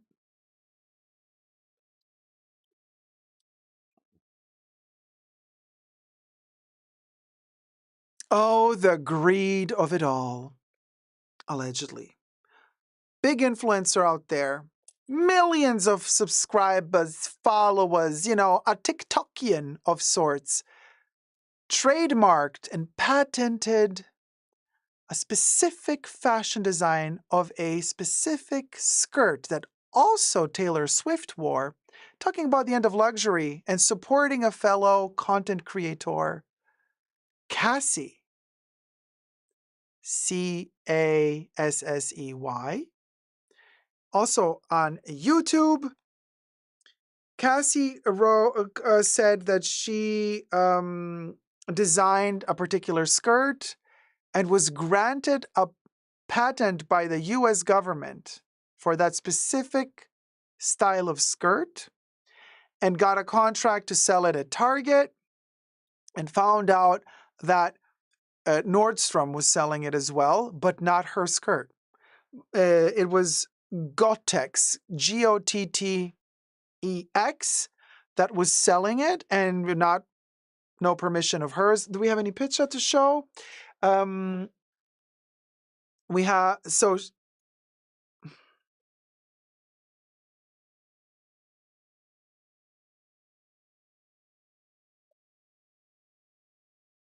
we're going to have to cut here.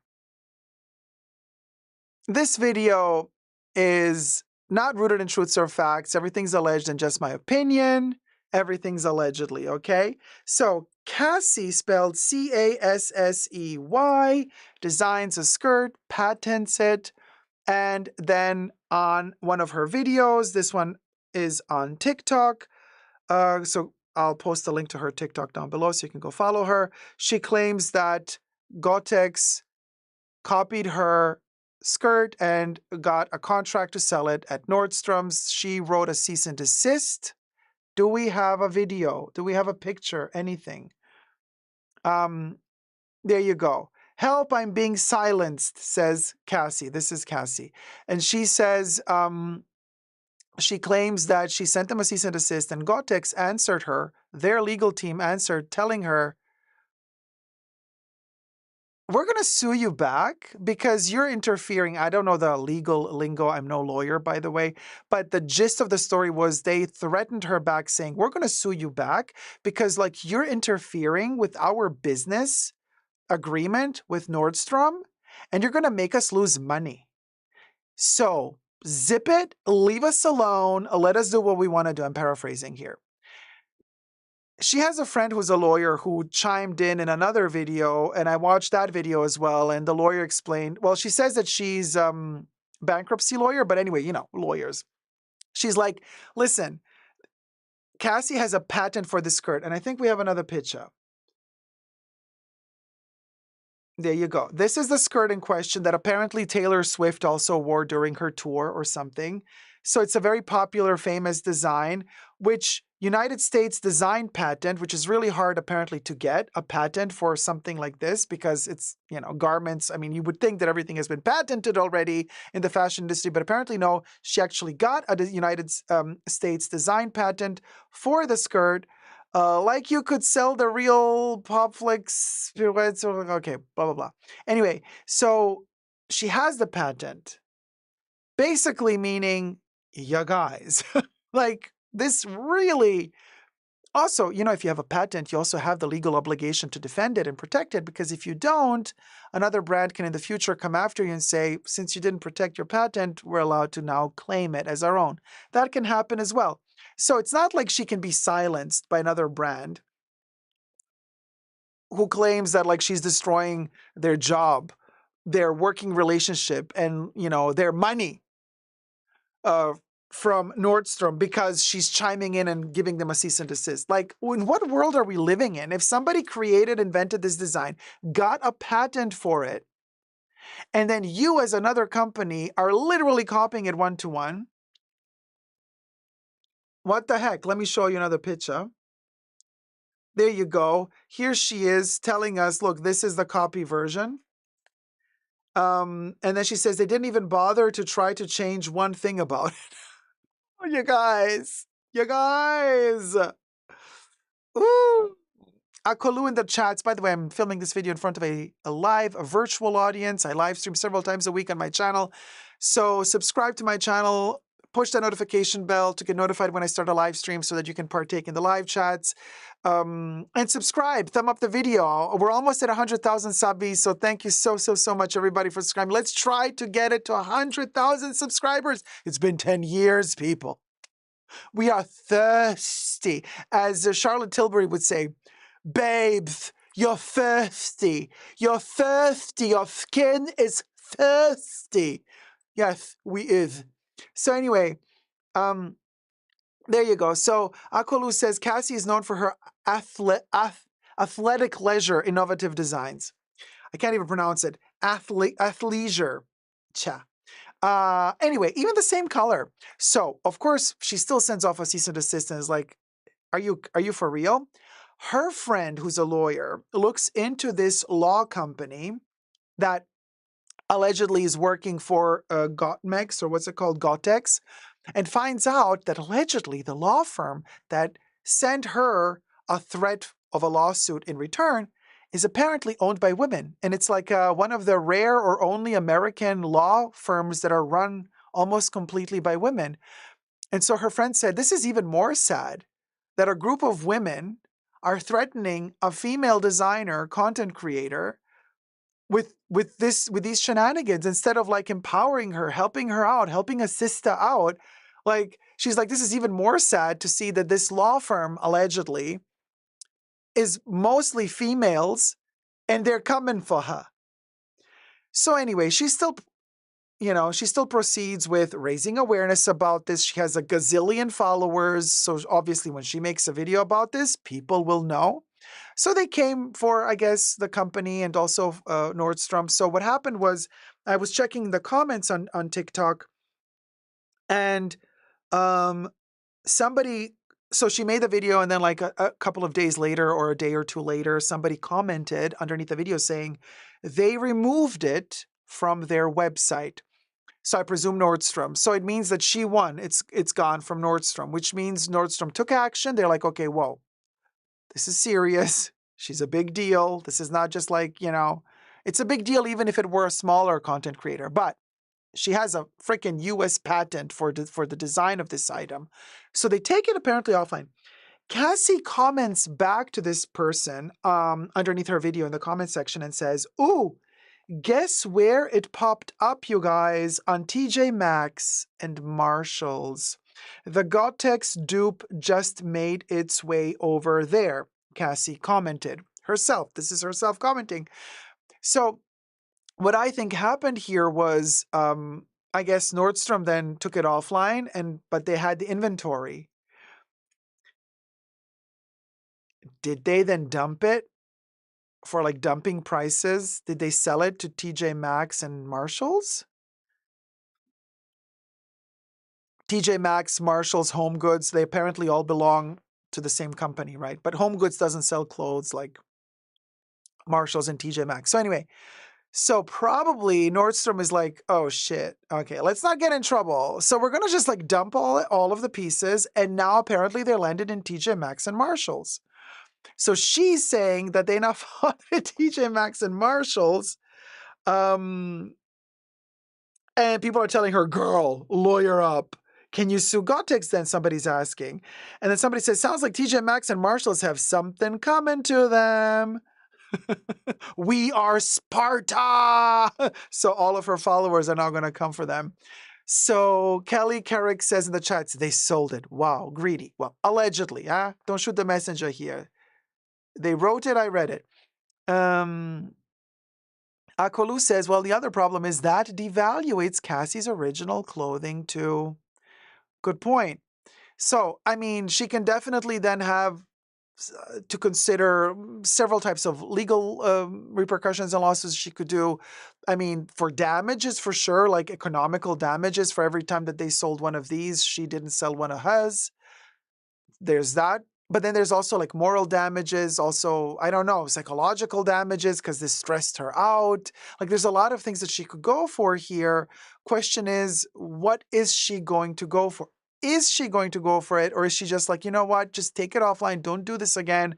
And we're good. Just please, I don't want to deal with this shit. Leave me alone. You know what I mean? Or do you think she should go to court with this? Because also this brand, sounds like something, Gotex. Sounds like something from China. You know what I mean? Like, good luck trying to hunt them down in China, because suing a company in China, you can, but like it's much more complicated. Although we did report about this on my channel over a year ago, about some European company that actually managed to successfully sue for like copyright and dupe manufacturing a company in China and won. It was like one of the first cases where the Chinese authorities actually recognized the copyright claim of like a European or American company. So that was kind of like, that would set precedent. So if Gotex is based in China, she might have good chances. But man, it's complicated. I just wish Cassie all the best, and I hope that she manages to, like, you know, get whatever is due to her, because like she put a lot of work, blood, sweat, and tears, as we say, right? Into designing and creating these pieces, and even fighting and working so hard to get a patent for it, and then to get threatened back when she says, I got a patent for this, stop making it, this is mine. And then somebody is like, oh, well, we're going to sue you because you dared tell us to stop. Like, and the counter-suation is coming from a legal company that's like based with women. Gee, what a bad image for that company, for that legal company. Oof. Tell me your thoughts down below. Good luck, Cassie. I wish you all the luck, and I love the design. And yeah, Taylor Swift word as well, apparently. Subscribe, you guys. Let's get to 100K. And thumb up the video. And go follow Cassie. And buy her stuff from Target. Bye. Oh, I might post a link to her stuff, maybe, if I find it from Target in the shopping link down below. Yeah. Mwah. Bye. There you go. What do you know? What do you know? So we done did this. We done did this.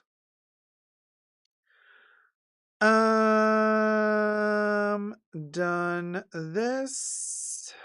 We done this. We done this.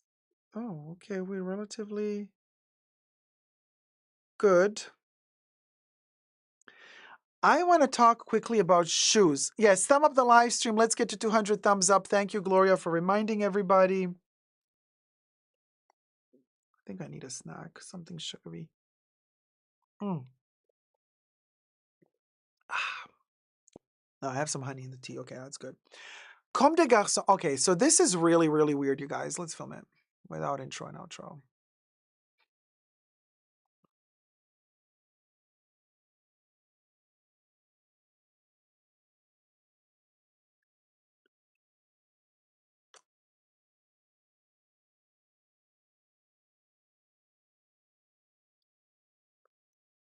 Comme des Garçons just launched a new pair of shoes for 2025, but also another brand. So wait, Comme des Garçons Homme Plus for Kid Love Gate Autumn Winter 2025 footwear versus Rombo boots, also Autumn Winter 2025 footwear. Now, hear me out on this. I know Comme des Garçons is all experimental, and some of their pieces are like runway pieces, so you can find them in some specialized stores, but the classic Comme des Garçons items are more user-wearer friendly, so you're not going to find them readily available elsewhere, because very conceptual pieces. These particular shoes are very conceptual, right? Exhibit A. While you subscribe and thumb up the video, let's get to 100,000 subbies, everybody. So, no, this is wrong. Why are there only 3?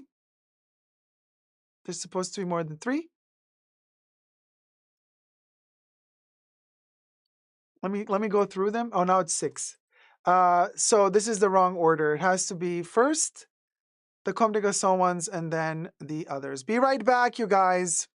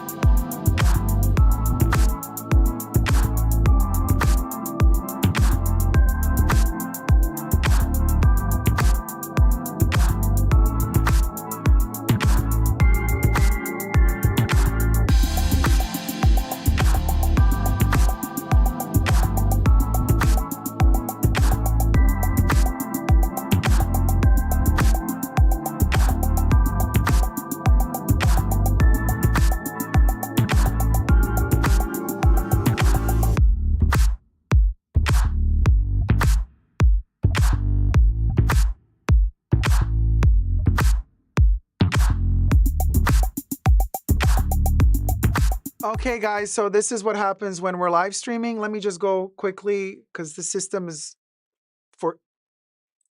Yeah, I want to use the R word. Anyway, so this is the first one. This is what I wanted to be first. Yeah, so why did it not work? That's exactly how I set it up. The first three are Comme des Garçons and the last. Why is the last one showed first?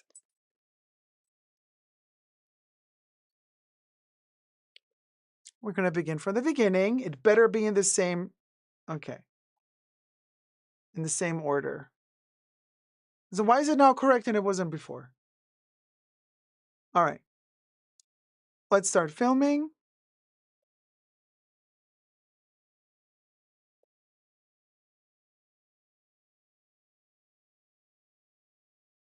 Bubbles has a tendency of effing up. All right. Now,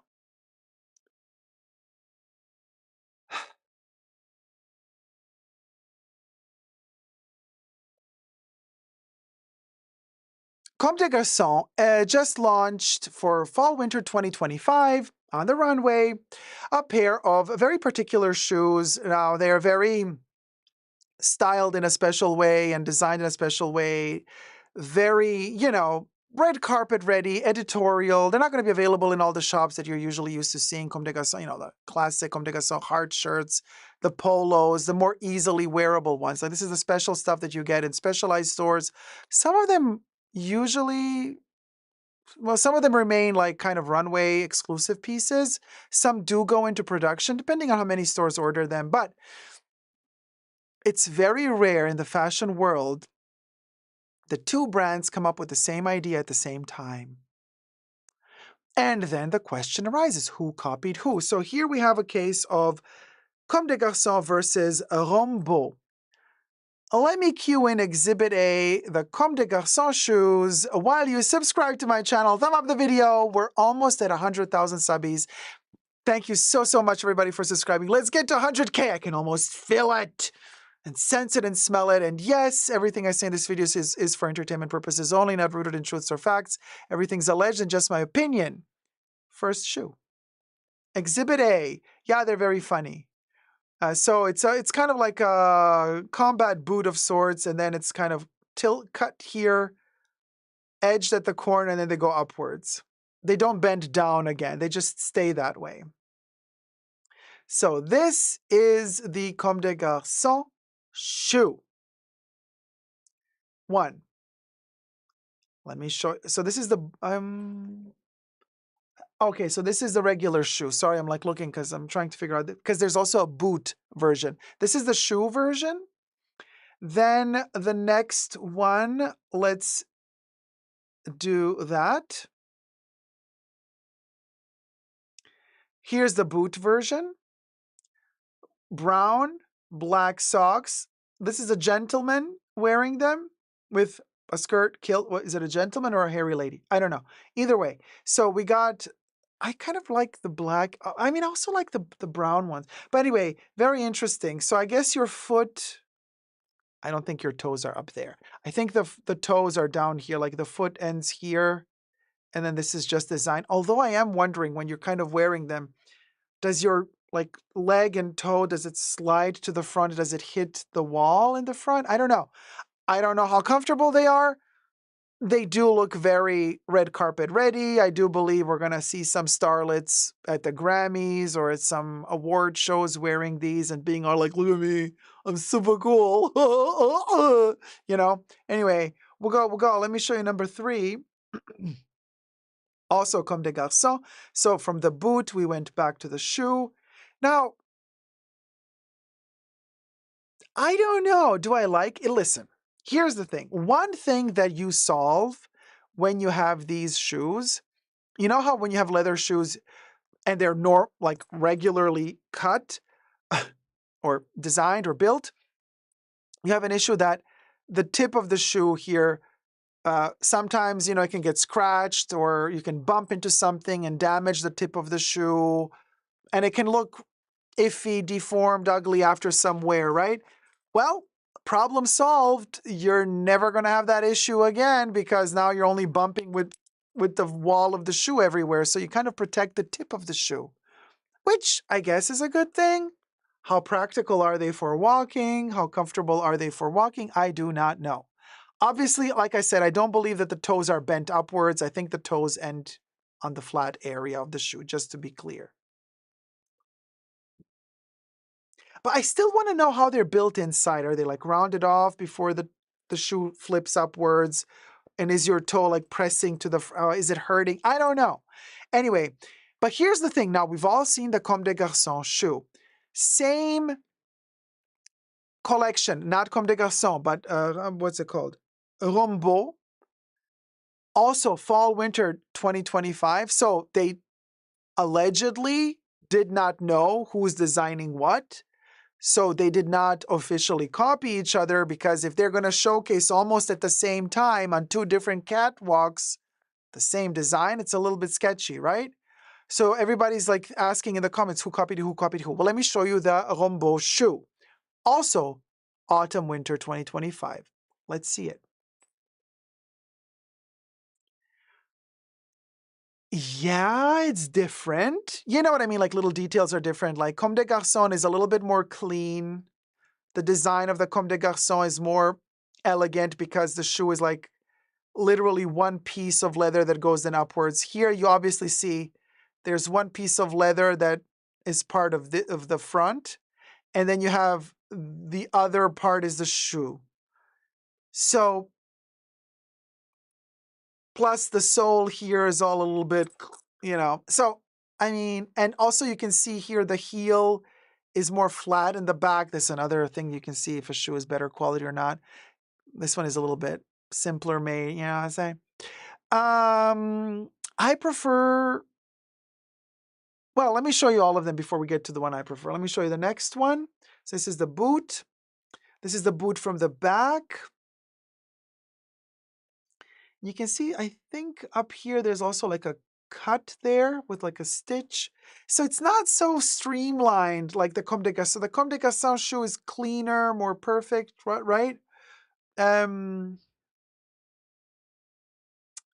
Interesting. Grace Loves Fashion says in the live chats, ancient Chinese shoes have an upturned toe.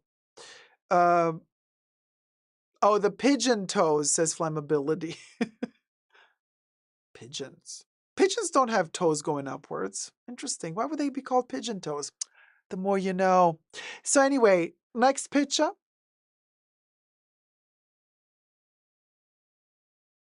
There it is. From Archived Dreams, right? Credit to Archived Dreams for these Instagram posts. So you can see here how they kind of bend. Well, there's no cut there, but I don't know. I'm not a big fan of this textured layering there.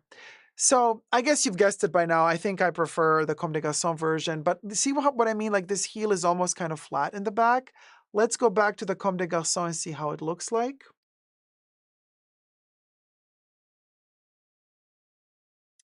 Next picture, because this is too far. Okay. So could have been more rounded there as well, but this is much more elegantly solved. That kind of edge there, almost 90-degree angle, and just one piece of leather that's just bent, so you can see that fold in the leather. This is much more clean and sleek. I do prefer this one. I would have liked a little bit more of a curve here. Let me see the third picture. Maybe it has a little bit more. Yeah, this is what I'm talking about. I love that this okay. Everything is mirrored, sorry. So not mirrored, but anyway, like that curve. I like that to be very curved. The more curved, the more elegant and sexy it looks for me. But I definitely prefer the Comme des Garçons to the other one. However, I probably will not be purchasing them because I think I would look like a tool wearing them, you know, like a victim, fashion victim. Not in a good way. Anyway, to each their own. Let me know your thoughts. And also, do you think somebody copied somebody else?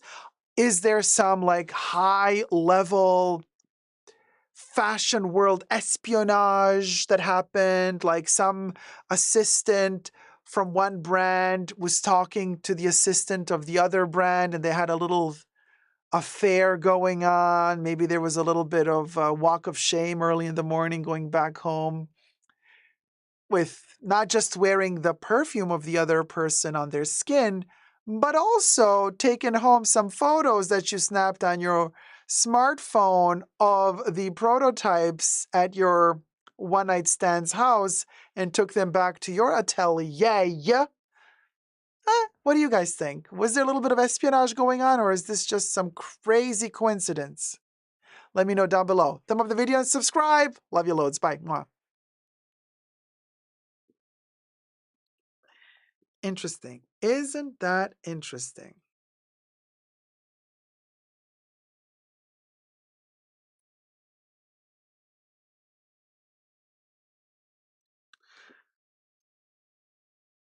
What happens at La Perle stays at La Perle, says Kev, unless you're not John Galliano, who gets caught at La Perle saying what he said, and then you lose your job and your credibility and your reputation. So what happens at La Perle stays at La Perle is valid for everybody else except John Galliano. IYKYK. So,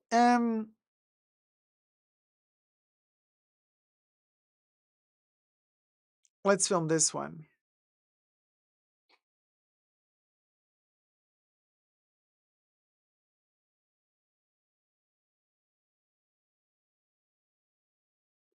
Hermès has a bunch of news coming out for us. It's almost like on a weekly basis. Hermès is really, really, really the star child of fashion and luxury.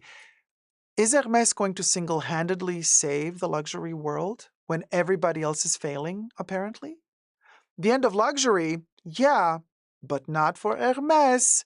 Boy, oh boy, have I got news for you in this video. This video is going to be one of the first videos that I ever do that has a collection of news all about one brand, and all happened in less than a week. We are mind blown. But first, subscribe to my channel. We're almost at 100,000 subbies. Yay, let's get to 100,000. I'm super excited about that. Thumb up this video, and everything I say in this video is for entertainment purposes only, not rooted in truths or facts. Everything's alleged and just my opinion.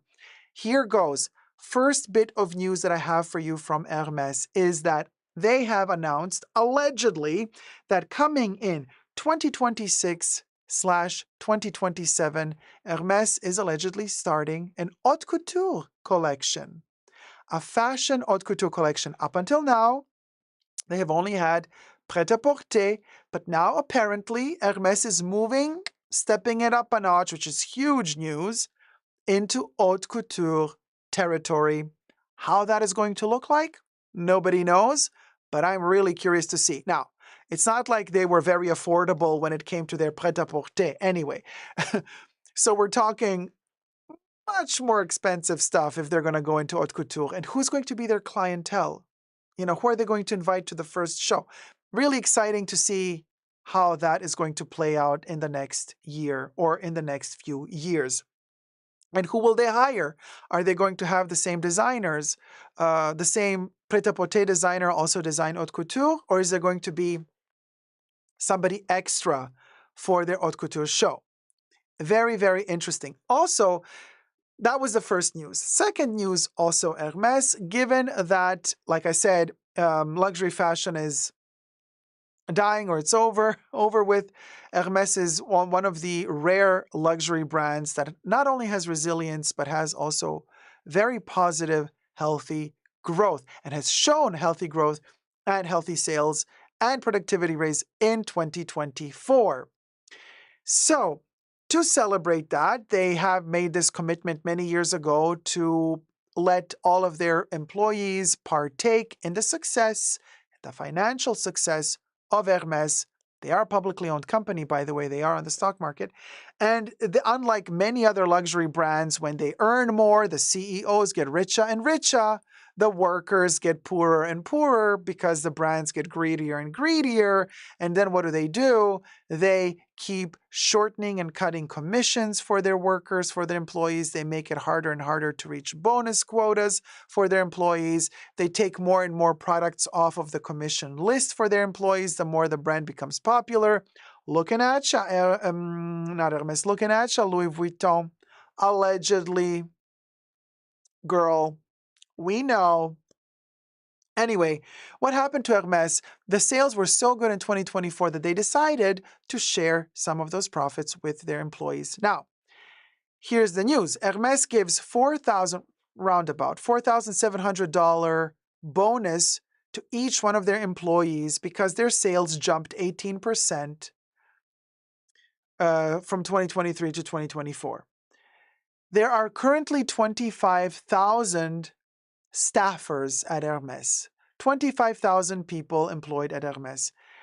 Now, I've done a little bit of math, and I'm really bad at math, so I had to use my calculator, but I was like, if you're going to give everybody $4,700 of these 25,000 people, that adds up to be $117,500,000 that you gave out in bonuses to your 25,000 staffers in 2020, beginning now of 2025, for whatever was earned in 2024.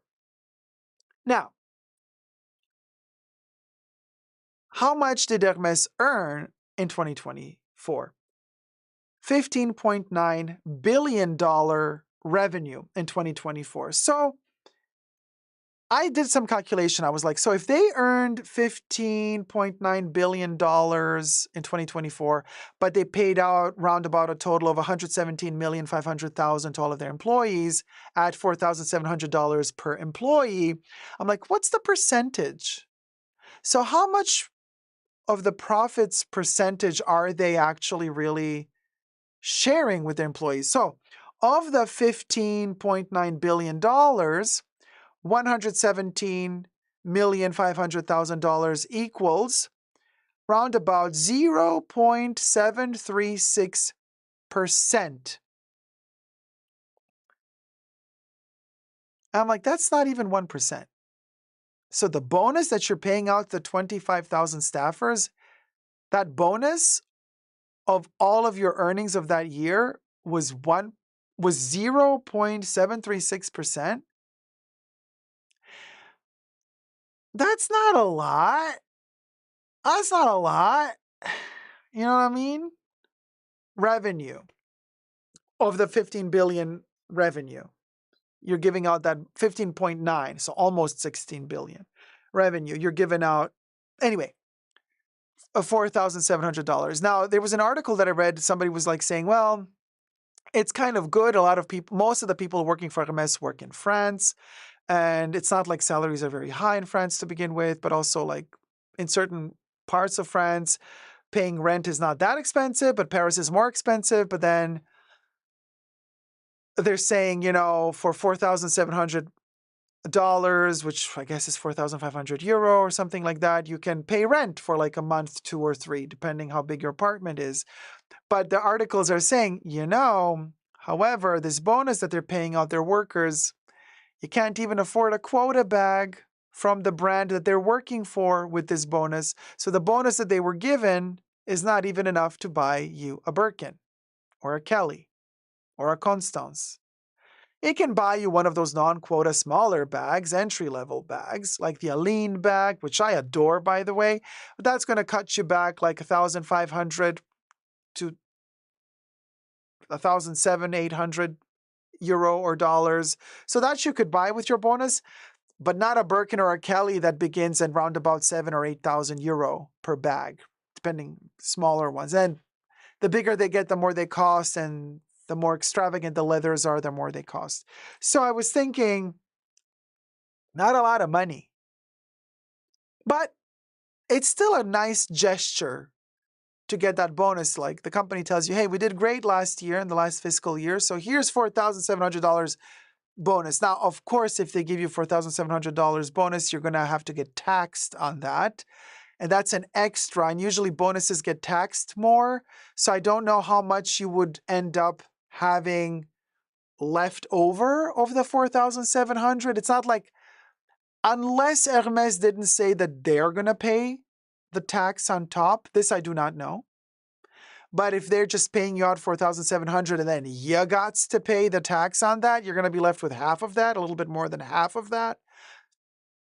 You see what I mean? The money dwindles. Still, great gesture. A lot of other brands don't give you zilch. The more they earn, the less they give you. So Hermès did a wonderful thing. So they didn't have to do this. Let's just be very clear. They did not have to do this. They wanted to do this. Kudos to Hermès. I find that fabulous. Now, could they have given them a little bit more? I believe so. I would say at least 6,000 a person would have been a little bit more elegant, given that this is like the most luxury brand for leather bags and clothing out there, right? Just my 5 cents. But then again, I don't know how much of these revenues, of the 15.9 billion revenues, how much of that they have to use to pay for materials, to pay for production, to pay the actual salaries, like what is actually left over for the owners of the brand. It's quite a big family too, by the way, not just like one owner, but there's a few of them, plus the shareholders. And that's that. Let me know, is that bonus enough or should it be more? What do you guys think? And also for the first part of the news, what do you think about the haute couture collection? And then we move on to the third news, which is Hermès has a new rule for special order bags. Now, there is apparently going to be also a new rule for who can access a special order bag. Now, what's a special order bag? So there's like two routes that you can go getting the quota bags. Quota bags being here, we have the example. Here's a Birkin. Hi, my co-host, Birkin, Kelly. Constance is also a quota bag, although they've kind of decided to kind of not have a Constance as a quota bag for a certain period of time. I don't know if it's back as a quota bag again. But anyway, so this is your classic Birkin, 35 in Togo leather, black with gold hardware. Say hi, Birkin, bye, Birkin. That's not a special order. Special order would be a la carte. You go to Hermès, you are a special client. They allow you to do a special order and they say, you can choose combinations, whatever you want. Like you could have like a touch of exotic. Like you could say, let's do the straps in alligator or croc and I want it to be pink. And then you decide sakura pink or whatever pink they have, bubblegum pink, which is also kind of rare and beloved if they have it available. You know, you could do this bubblegum pink. Then you want to have the body of the bag in, so you want this in croc, you want this in, so pink croc, and you want the bottom of the bag in black Togo, you want the interior in yellow chèvre. They'll do it for you. That's a special order. And then the bag gets a special little stamp on it as well because it's a special order. And let's say you want it to be an ostrich. They'll do it for you. In the past, they also did really strange exotics, which they don't do anymore. Like they did elephant, armadillo. So, you know, a little iffy to say the least. They don't do those anymore, allegedly. But now the new rule is they're no longer, apparently, since now, as of now, doing ostrich. So apparently Hermès has taken ostrich off of the table for their special order bags as of now. In the past, you could easily, if you get access to a special order bag, you could have told them, I want an ostrich Birkin in this color, that color, blah, blah, blah. Now, apparently, you cannot do ostrich anymore. They're reserving, of course, the right to say we will bring in back ostrich in some time in the future. But for now, if you get invited to do a special order, you apparently cannot take ostrich. Ostrich is off the menu. Quelle horreur! Oh, quel dommage! Quelle horreur! All those rich ladies out there not getting their ostrich anymore. I really, no words. So anyway, I'm happy that ostrich is off the menu because maybe it's also, maybe ostriches are becoming endangered and maybe Hermès is also kind of like saying like, hey, let's get more, you know, sustainable and this and that. I wish, quite frankly, that Hermès would take all exotics off the menu. I know there are people who love their exotics, but come on, it's time, Hermès. You know, I think it's time. You know, a really good thing that Chanel did back in 2019 was they officially stopped doing exotics. Chanel does other iffy things, whatever, allegedly everything, of course, but like one thing that they really were consequent about and stuck with it, they stopped doing exotics. And I think that's a good move. I mean, I know that in some countries people also eat alligator and crocodile, and you could say we're using the hides of the animals that are being eaten to make the bags, but I don't know if I trust all of that. Like farming exotic animals work. Who's going to eat lizard? Because some bags are lizards. Who's going to eat a lizard? Don't tell me you're eating lizards and you're using their skins to make the bags. Please give me a break. So anyway, I would say remove exotics completely. Take it off the table, baby.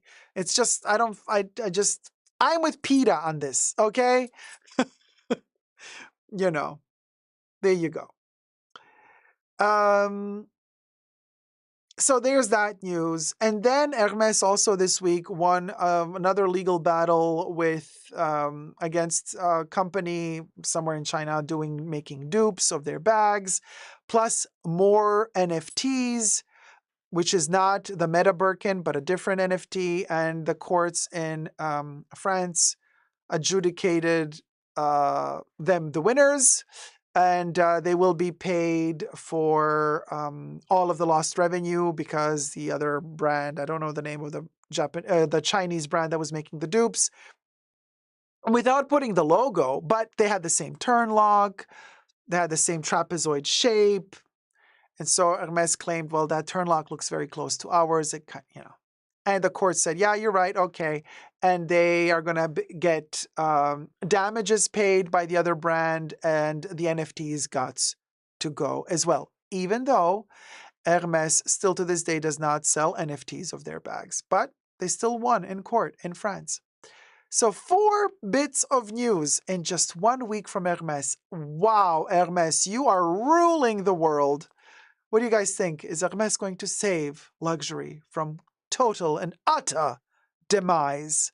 Let me know down below. What are your thoughts on these 4 news today and more? Love you loads. Subscribe. Let's get to 100K. Thumb up this video and never give up on love. Bye. Mwah. Wasn't that interesting? We'll go.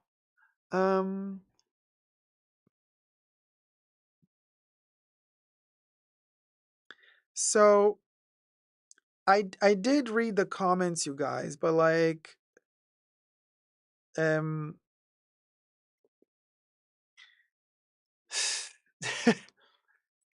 we can all have our opinions. I mean, MMM says exotics look better vintage anyway. Sarah S says Kyle Richards has a lovely green ostrich Birkin. She showcases on the Real Housewives of Beverly Hills. Ostrich are farmed like turkeys. I don't see what the big deal is about it.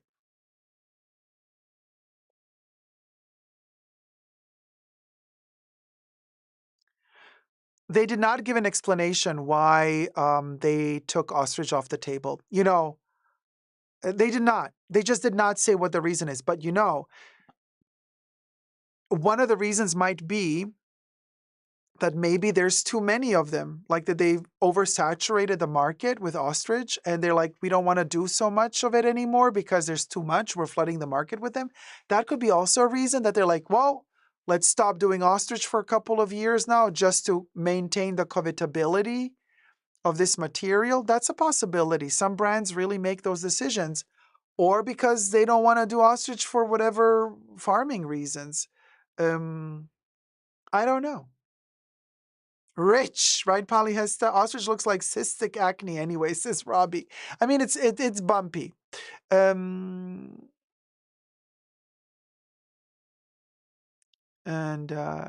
Live and Ferret says, years ago, they were trying to push ostrich meat.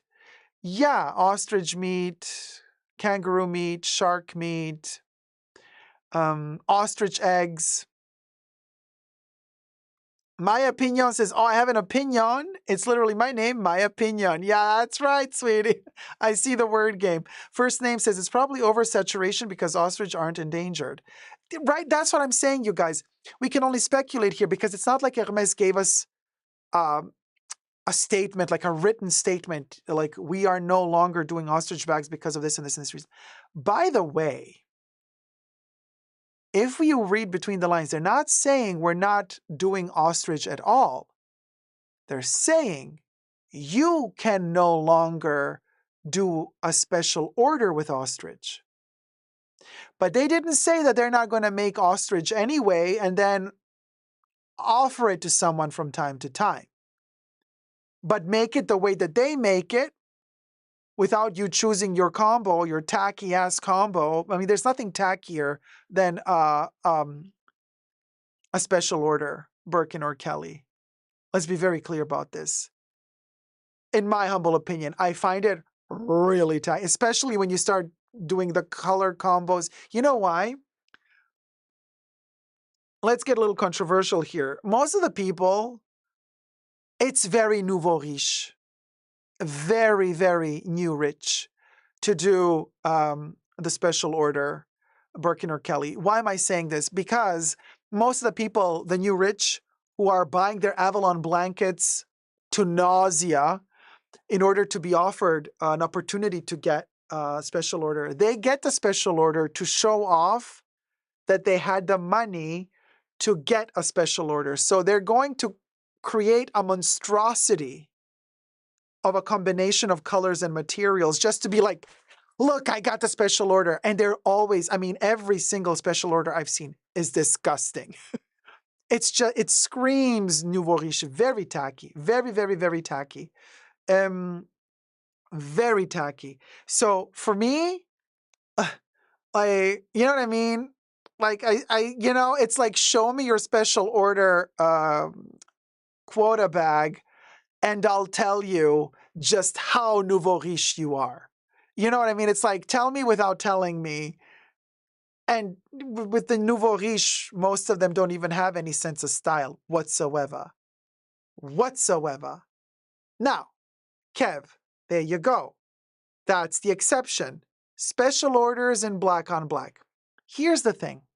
You can do a special order and get away with it. If you really have a predisposition for a specific type of, you know what I mean? Because you want it for yourself, not because you want to show it off. So you do a little material. You keep it all black, like Kev says. You do a little, just a touch on the strap, but keep it black. Body also black. You could have a little surprise on the inside that only you see, you know. Well, with a Birkin, the Birkin is usually always open, so you always see inside. But make it elegant. Or you really go the crazy route, which is what I would do. I would make a statement there as well. I would go for the ugliest combination you can get. I would do it on purpose. So ugly that it would be interesting. Like I would do Barenia gold base and then like Barenia, old school Barenia, the gold Barenia, not the grainy Barenia, the more glossy Barenia. And then I would do the straps in goat, like chèvre, and then the chèvre would be some weird pink. And then the interior, I would do like something crazy. Like, do they even do interior in croc? I would do croc on the interior, and the croc would be some iridescent thing if they do iridescent. Like something really ugly, you know? And then, of course, I would also tell them they would never do that because they have a little bit of standards. But I would be like, okay, I want this rose gold. I want this gold. I want this palladium. I want this rose gold. I want this palladium. And I want the handles in pink. I want this in red. I want this in Barenia gold. This in croc. This in chèvre.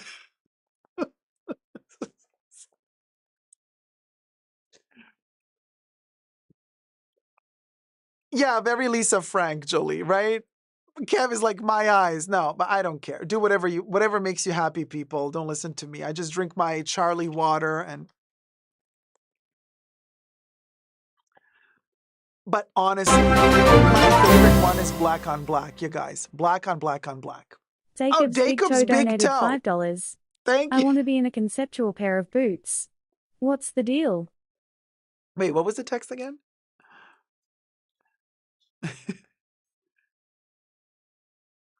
I want to be in a conceptual pair of boots. What's the deal? Oh yeah, baby, Dacob's big toe. Let me add Dacob's big toe to Bubbles' big face. That's a good one. I mean, you guys.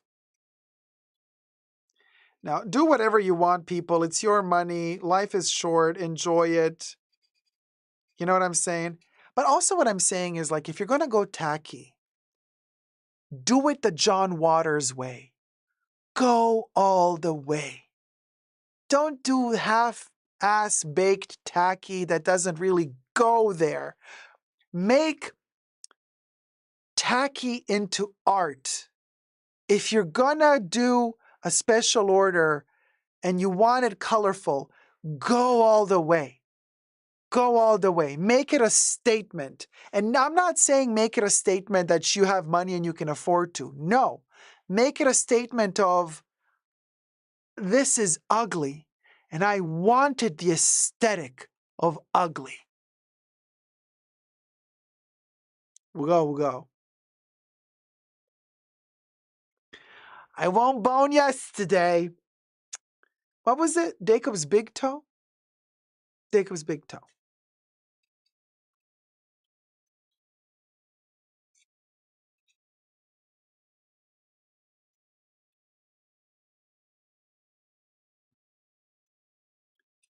Chat, you guys. So hard to write. Bubbles. Bubbles is today. Bubbles. What can I tell you? Bubbles is all over the place. Slow today. And her head. She never had any complaints, but today her head is a little bit like sinky. Not stinky, sinky. It's like sinking in. When I press the marker. Wait, what was it? Dacob's big toe? Was there like a number after it or just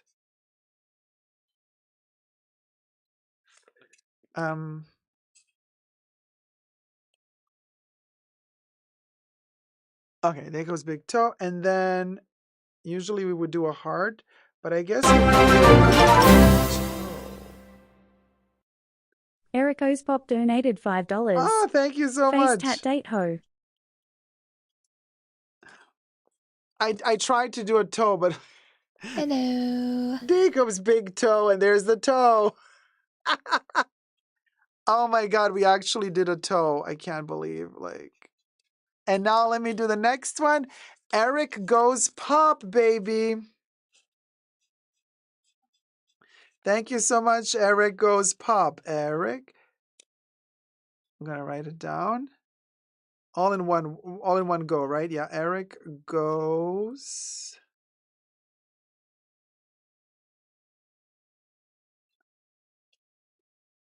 pop. Oh my gosh, Bubbles.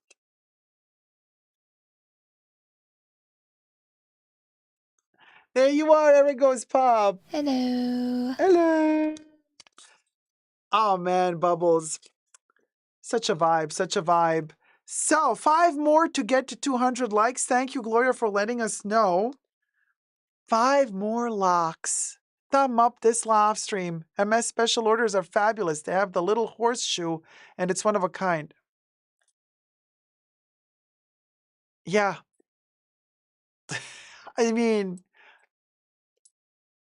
it's already a tiny little logo, and then you put a horseshoe next. Like, who can look? If that makes you happy, you go, girl. You know what I mean? Elias like luxury bucket list just gets. It's like this little, that little tiny horseshoe stamp.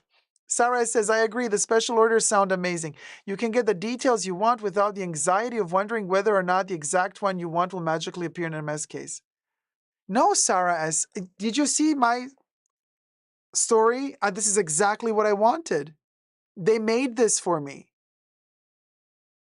I had my wish appointment. I said, I want the black Birkin, 35, Togo leather, gold hardware. And they said, yeah, it's going to take a year. I'm like, yeah, I'll wait. After 1 year, it arrived. Done.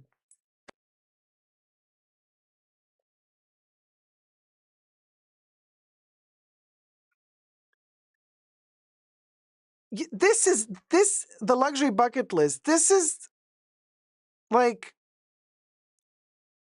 it's stuff like this. Look, I'm going to read what you just wrote. Just like you were happy when you got your Birkin, which is standard. Why didn't you just say basic right away? You guys, I don't know if you get it. I'm not so sure. No, Sarah, I did not get lucky. Okay, Sarah, please go watch my video. You obviously haven't watched my video, so you don't know, because I explained very clearly. It's a 2-part video about how I got my Birkin. No pre-spend needed. You get to choose. The difference between the special order and the wish order is that you don't combine all the different colorways. Like there's, you tell them, I want it from the red family. I want something from the pink family, from the green family. The 3 colorways that you can standardly choose are gold, actually the 4 colors, black, gold, étain, et taupe. Those are the 4 that they can always guarantee. And you can also always say palladium, gold hardware. If you want pink, not special order, but wish order, then you have to say pink family, but you don't get to choose if it's bubblegum pink, if it's mauve sylvestre, if it, it's a pink that they have when they start making your bag for you. But you get the size you want, you get the hardware you want, and if you choose one of the 4 standard colorways, you get the color you want. The 4 standard colorways are black, gold, étain, et taupe. Those are the 4 you can choose from. And that's that. So, Deborah C says, but multiple colors and multiple leathers in the one bag, too much scope for visual horror, in my opinion, says Deborah. I mean, to each their own. But, I was really wanting a black Birkin. And also, you guys, if I were to redo it again, I would go for it again. Same exact size, shape, color, hardware. Like, if I didn't have one, that's the one I would go for again. Now, for my second bag, if I were to get a second bag, I would want gold. Or black again, in a smaller bag. Black or gold. And that's all. I mean, that's all. My opinion says, I have the secret to getting offered a Birkin without having a sales history. Works every time. I've done it 3 times. Congratulations. Alaya M says, yes, Sarah, some are more rarely produced. Some colorways are rarely produced. And some are also seasonal. Hi, Didi Bean. How's it going, sweetie? The luxury bucket list says, I know how it works. I'm just saying, just like you are happy for your black Birkin, the special order is next level.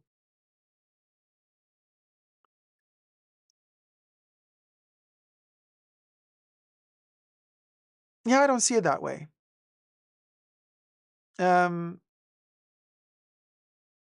I don't see it that way. They make you think that that's next level for a reason, because there's certain spending involved in the next level, right? And I see that as manipulation. So to me, that, if you get offered a special order and you don't have to have a pre-spend, and then you have an idea of exactly what you want, that's an idea, okay. But if we start playing the pre-spend game, no.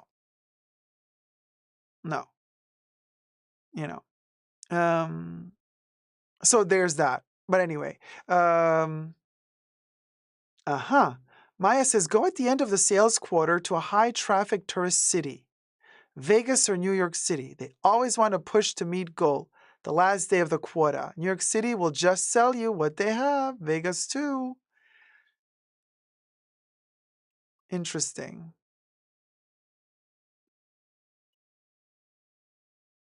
They always push to meet goal the last day of the quarter. the last day of the quarter.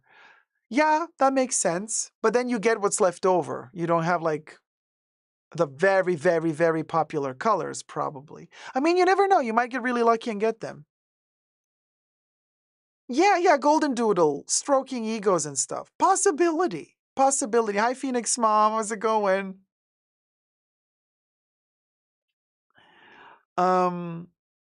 Yes, Alaya, I have worn the beautiful bag. Popular colors are the most made. Yeah, but they're also the most wanted, you know? Look, you know how many times, listen, those videos are a dime a dozen. You know how many times we have sat in front of YouTube watching somebody unbox a Birkin telling us, oh, you guys, I finally got the call. My sales associate told me I could get a Birkin.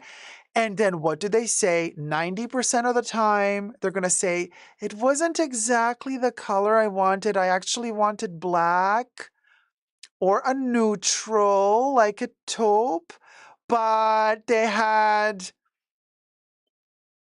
vomit yellow. And so I got it. And they always have that disappointment in their voice. So most people are telling you, I really wanted black, but they didn't have it. They offered me this other color that I'm not a fan of. I wanted black, but I ended up buying tomato red with silver hardware. And so, yeah. You know, that yeah, Gloria, that's the thing. Yes, that little disappointment, you can hear it. So that's what I'm telling you.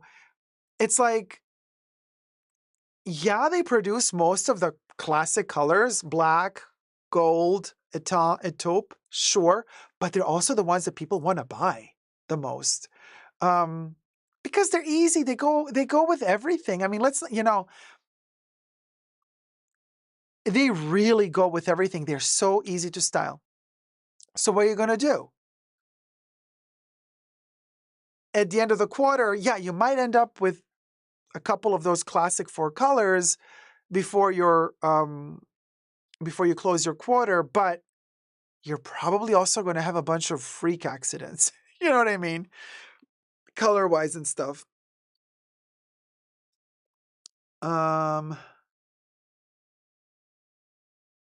Wait, let me scroll up.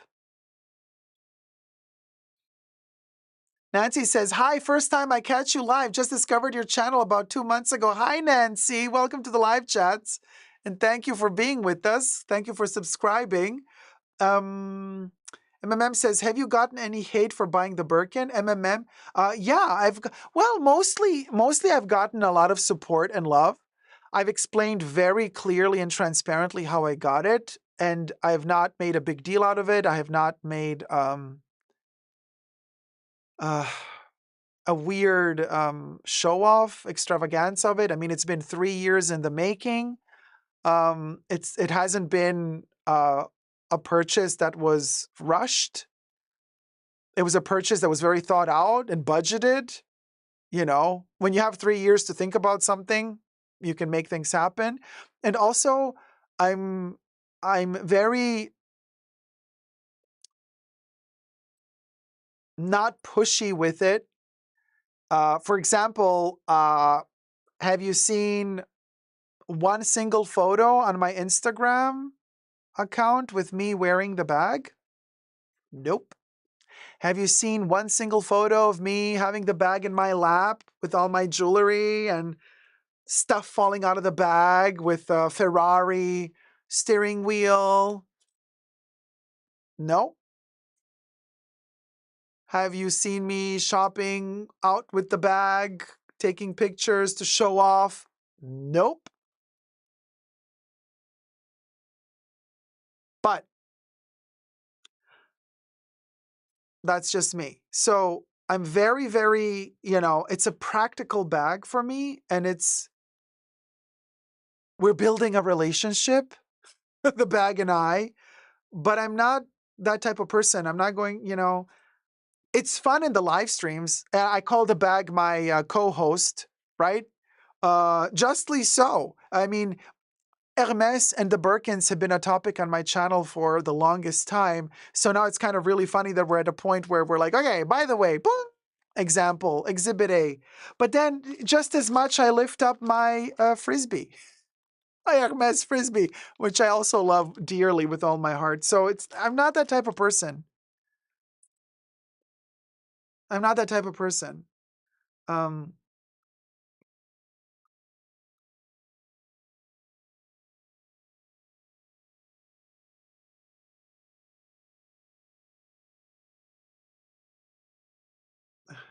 wait, what was that?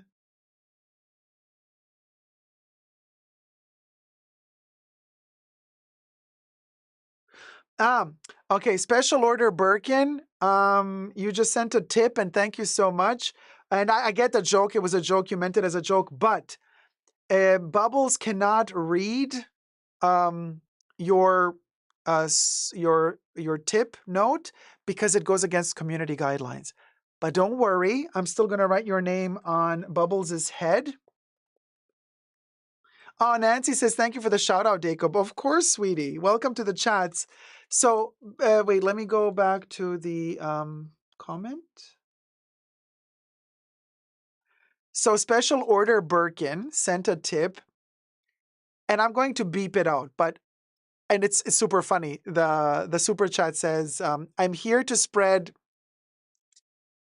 love, but the other version of it.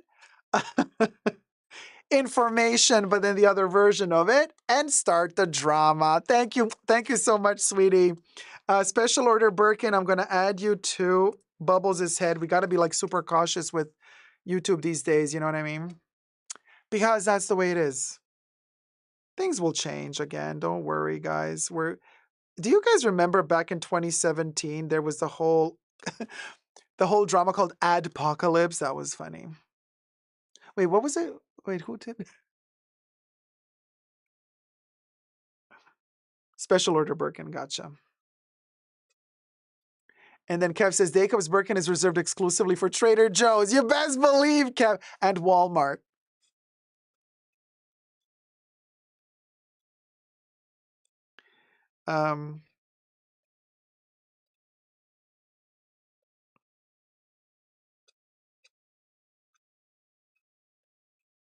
But also, you guys, I don't know. Look, to be perfectly honest, it's 3 years ago when I decided, you know what, let's go for it. Let's get a Birkin. I didn't know where our economy would be today. I didn't know where social safety would be today. So I already was on the ride and was waiting for it, so we went for it. But had I known then where we would be now today, I would not have ordered the Birkin. It's just not comfortable. Luxury is not comfortable today. Walking around out and about with luxury, it doesn't feel right. Maybe it'll change again. But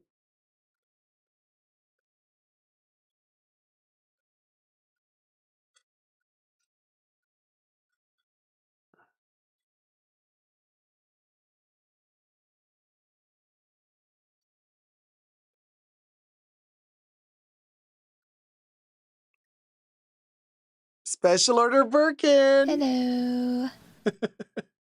Super cute. Oh, SCG Production. Thank you so much. Well, let me change color. Production donated $25. Looking fabulous today as per usual. We love you, Dacob. Thank you so much, sweetie. SCG Production. Let me add you to the list. SCG Production. S Z G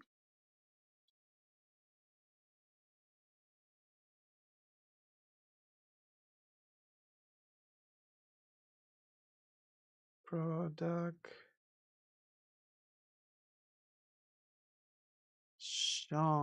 and a heart. There you go, right there. Hello. Oh man, Oh, we got a lot to fill out still. Bubbles is gonna look amazing when she's completely filled out. Kanan's eyebrow, how's it going? Wait, let me scroll up. What Kanan's eyebrow? What did you say, Kanan? Kanan's eyebrow. Privé porter and sell their store fresh bags for profit. Privé porter, like prêt-à-porter, like net-à-porter? Wait, what are we talking about? I probably missed part of the conversation. Sorry. Let me go up again. Polyester. Polyester says, Deborah, see, it's not about money, but more about time. What are we talking about? Okay, I missed the convo. Oh, wait. What did Kev say? Sorry. I missed so many. Kev says, just say it's from Walmart. People get it, right? Yeah, that's a good point, too. Oh, Kanan, sorry. That's the second part of your... Okay, so let me scroll up. So Kanan's first part of the comment, let me find... there, I found it, Kanan. Kanan said, I live in Vegas, but besides our 3 Hermès boutiques, we have an Hermès reseller called Privé Porter, or Private Porter. People who get offers from the boutiques that aren't exactly what they want go straight to Privé Porter and sell their store fresh bags for a profit. I get it. And then Deborah C said, well, I have a black Kelly, but it's a fake, and I bought it before I knew about Hermès, so I actually like the bag itself. Palihesa says, Deborah, it's not about money, but more about time. Golden Doodle Love says, gold's almost 3K. It's a barometer of social chaos. Oh, like actual gold, the metal? Per ounce, or how does it go?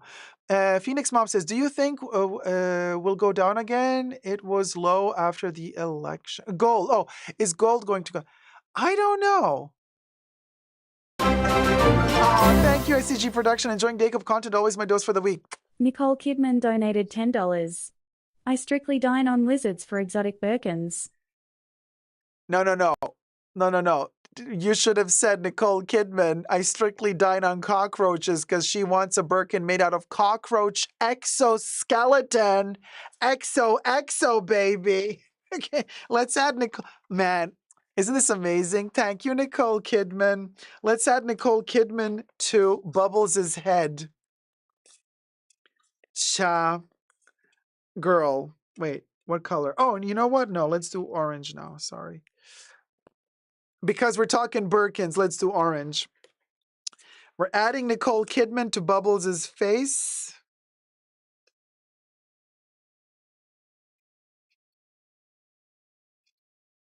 The shade. And this was a reference to Nicole Kidman made that video on YouTube where you can see her eat living insects and she loves them. Don't take my word for it. Check it out on YouTube. Just type in Nicole Kidman eating bugs. You're going to get the video. And then you'll know what I'm talking about.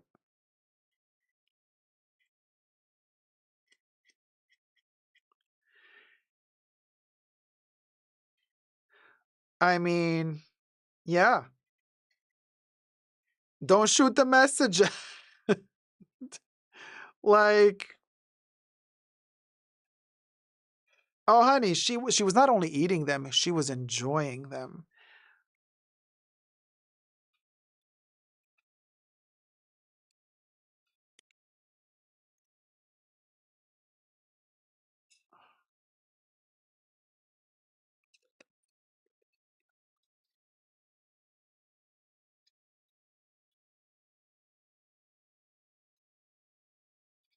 And I added a little worm at the end of Nicole Kidman, so she gets a little worm.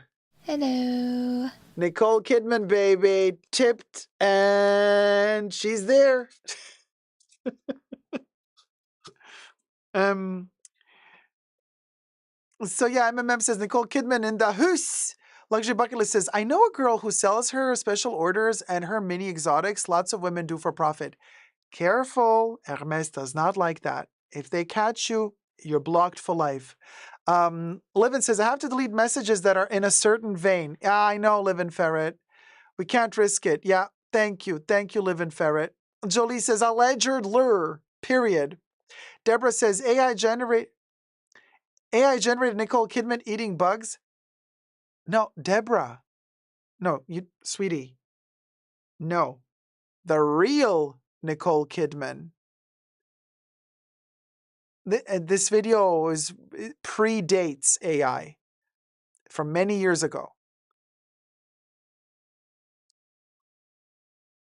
Akulu says, I have had grasshoppers in Mexico. It's a delicacy there and it was tasty. Or something like that. Well, no, yeah, I get it. It's just, it's a matter of getting used to it. I mean, in some cultures, like also eating shrimp is like disgusting. Like eating, lobster and stuff like that. Or clams or shells or, it depends. It's just like what you're used to. Yeah, my opinion. Yes, I think it's a piece she did for Vanity Fair. Exactly. It was Vanity Fair, like it was for some magazine. And it was like all in red velvet, like curtains and everything. And she was on this like little pedestal with the table and everything was like very boudoir. And then she was like lifting the bugs with the sticks and trying to be sexy while eating them with her little long pointy tongue. She looked like a snake. I was like, what are you doing, girl? That's not sexy. um, so anyway, Akulu says lobster used to be given to prisoners in New York City back in the 1600s. It was considered low class. Interesting. The luxury bucket list says, yeah, none of them admit it, but I know these women and the Birkins get unboxed, then disappear, so you know what they are doing. They have long-term relationships, they're fine. Oh, I see what you mean. So like also the sales associates don't want to ruin the money coming in if they're buying a lot of other stuff and not just the quota bags. Deborah C says, okay, that's weird, but Aboriginal people here in Australia eat witchetty grubs live. No, like I'm not saying there's anything wrong with eating bugs. I'm just saying, given my life at the moment, thank God I can still afford buying a chicken, okay, and an egg. You know how eggs are expensive at the moment. So I prefer to eat chicken to cockroaches. If I can choose between a chicken and a grasshopper, I'm going to go for the chicken. Call me Kreskin. I'm going to go for the chicken. Although this labubu is so cute, I would eat it. Would I eat a labubu? No, I'm not going to eat you. Don't worry. But it's already called a macaron and it's called toffee. So yeah, I want to eat a labubu. Look at this little chubby. Look at it. Look, look at it. Like, you just went, ah. Anyway, I'm not going to eat the labubu. Kev says, protein patties, alleged lure. Yeah, and egg, Gloria. Sarah says, okay, the roaches have very high protein content, right? Well, usually all insects do, you guys. They are clean themselves, but eat decaying matter, unfairly maligned creatures. And kind of stinky, though. Sorry, but like I've smelled them. They're not the best smelling creatures. Deborah says, got it. I won't be ordering grubs or grasshoppers tonight. Good, Deborah. Get yourself chicken, baby. If you're not vegan, of course, or vegetarian. MMM says, she did make me hungry for worms, though. The blue ones look like gummy worms. I know the blue ones were freaky, weren't they? I was like, oh. When I saw them, I was like, she's eating blue worms. Do they glow in the dark? I was like, do they glow in the dark? But anyway, Golden Doodle Love says, oh my God, I got so many of those with CCLV outfits. Ah, Lala Boo-Boos? Yeah, they're cute. I got this one too.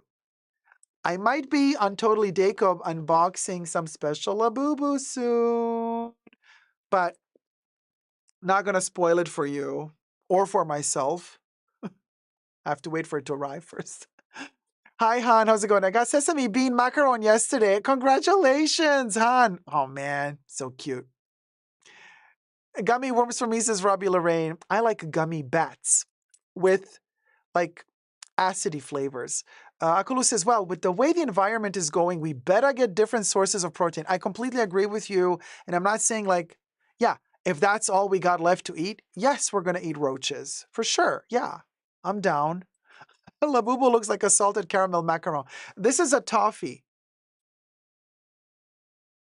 No, this is toffee. This is a chubby toffee. Deborah is analyzing Nicole. She's like, attention-seeking behavior, Kidman. Like, she did a cover wearing the skimpiest pleated skirt a few years ago. Balenciaga, yeah, of course, Balenciaga. Why are we not surprised? Kulu says, wow, now that's changed me into Labubu believer. That gold one, a gold Labubu? Oh, yes, it has a little, it's a purple Labubu, but it has a tweed gold dress, very Chanel. Look, it's actually tweed, right? It's like, hey, it has a little golden bow in the back. Isn't it cute? With yellow painted toenails to match the color of its nose and ears. Cute as a button. So anyway, the bunker roach. Bunker Roach donated $5. Please stop advocating for my consumption. Chicken is the best. Period, bunker roach. Don't we know it? Look, I'm going to use the brown color for you to homage your color of choice. And also out of respect for the bunker roach. Bunker roach, baby. Bunker roach.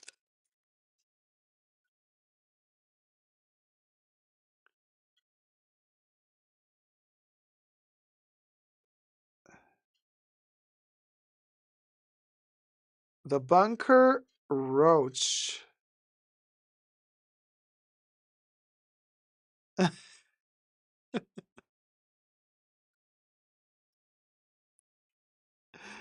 Oh my gosh, that is so funny. I love the bunker roach. We should do an emoji with the bunker roach.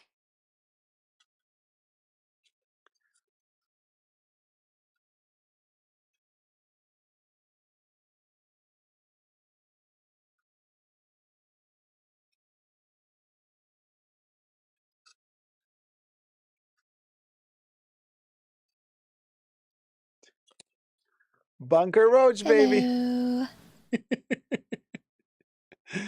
Yeah, you best believe, baby, we got them roaches in the bunker. Thank you, bunker roach.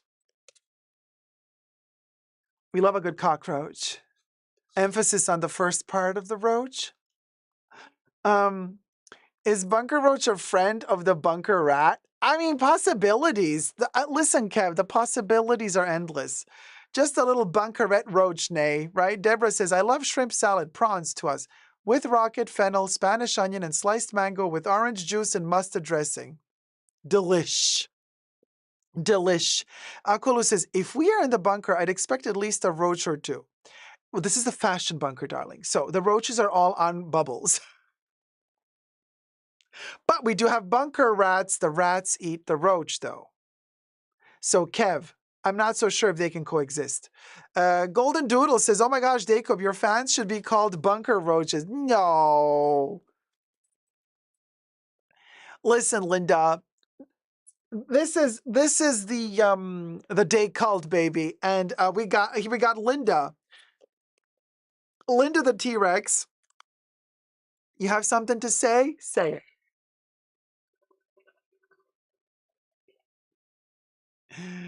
Listen, Linda. Listen, Linda.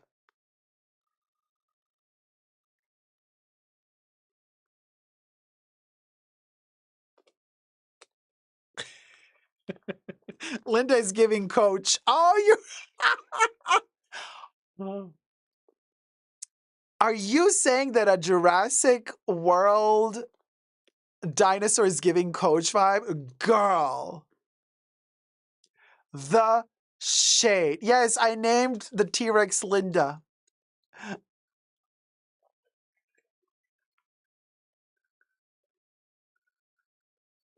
Look at the little tiny handlets.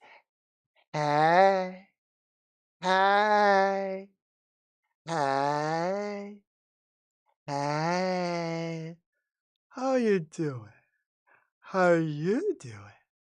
You got that special out of Birkin? Made out of dinosaur skin? Yeah? That was my sister. How dare you? Okay, listen, Linda, stop complaining. The ladies want their special order T-Rex Birkin.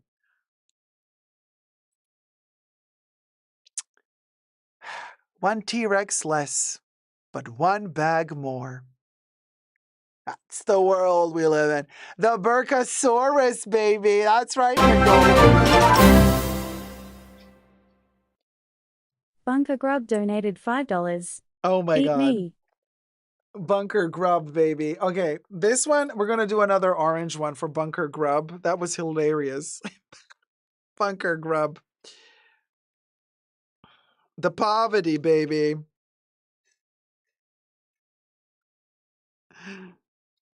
Yeah, we're going to do orange because, like...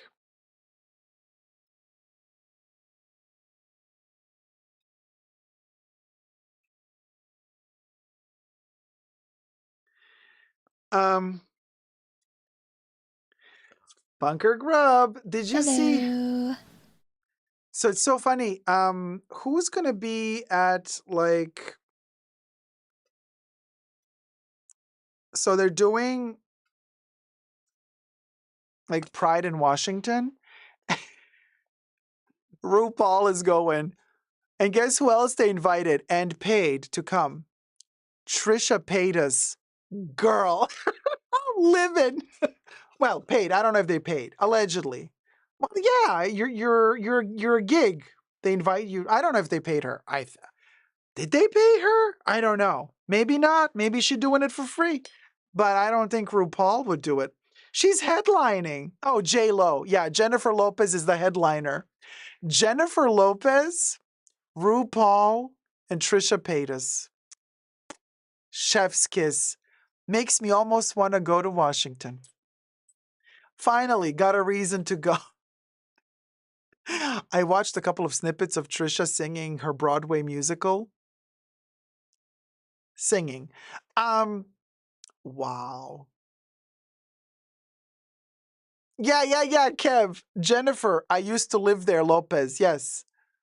Yes. Yes, it is hilarious. But I wonder what she's gonna do. Is she I'm thinking, wouldn't it be amazing if she did like a collaboration with RuPaul and they did a little skit together? I don't know if RuPaul would do that, but it would be kind of fun. You know what I mean? Super fun. But anyway, Frank L says the T-Rex has those perfect arms to hold cute bags. Very cute bags. Yes. Terry loves the T-Rex. Hubby always sleeps with his hands curled, laying on his chest. I call him T-Rex. Oh, Terry, that is so cute. Like this. Um Golden Doodle says, I miss Navarre from where we get. I don't know what that even means. Jennifer, I used to live there. Lopez took me out. Who's Jennifer Lopez? Oh, nay. Oh, my God. Now we're throwing in Mariah Carey as well. Akulu was at the Coach flagship at New York City and saw the T-Rex. Okay, no, but this is Mattel. This is Jurassic. This is a reference to Kenner's Jurassic Park 1993 Real Feel T-Rex. It's an homage to the 1993 version that Mattel re-edited with the Real Feel T-Rex in the red colors, just like the Kenner version from 1990. I am a nerd, so just saying. It's adorable, says Terry. Thank you. Hi, Nata Dida. Hello, everyone. Hi, Dacob. I'm late going to be a member of the rewatching crew. We'll go. Hi, Nata Dida. Oh, nay, you had the OG as a kid. Oh, man, I wish I had it. I did not have it, but I wish I had it. Deborah says, I accidentally stumbled on the live stream. All afternoon plans are canceled. I'm still here. Missed the bank MP, missed other calls, whatever. Oh, Deborah, no, don't miss stuff. Do what you got to do. Yeah, the real feel, Jolie. Real feel. You see the clawfoot tapping right now? With a New York accent. Yeah, right? A coach. Akulu says, nerd out. I'm the same way about what I love. Gloria Athenas, if you could hear me talk in all New York accent, glory. I mean, little movies with them dinos. Gotta love them. One sip of my Charlie water.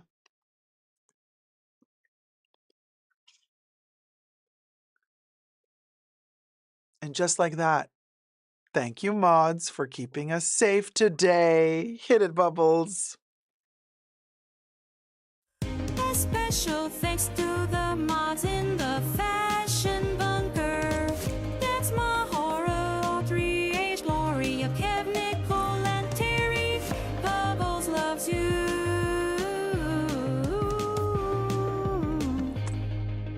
Kissy, kissy. Deborah says nothing is urgent. Dacob, I needed the laughs. Aw, thanks, Deborah. Oh man, you guys, thank you so much. It's been 4 hours that we've been together. I hope you had fun today. We had like a lot of greed talk. And yes, we've ruffled some feathers. But we are mature. We are mature or more people, and we can rise above this. We can meet halfway. We can rise above our differentials. So what if you like a special order Birkin and I don't care? So what if you love Catherine of Wugosha and I love Kate of Wugowism? We're still people. We still made of the same flesh and blood, okay? Some of us are made of more or less blubber or more. I want 20K blubber in my pocket now, and then I want 10K blubber every week or more, and we're going to rebuild this city. I'm going to rebuild everything out of blubber, and I want the government to send me the blubber or more, and yes, Onijah is the moment. Onijah is our savior in 2025. We'll go, we'll go.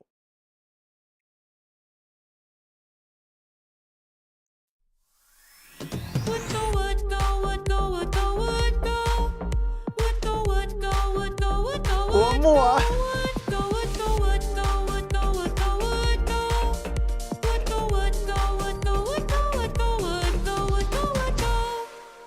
And allegedly, Onijah is in jail now in Dubai or more.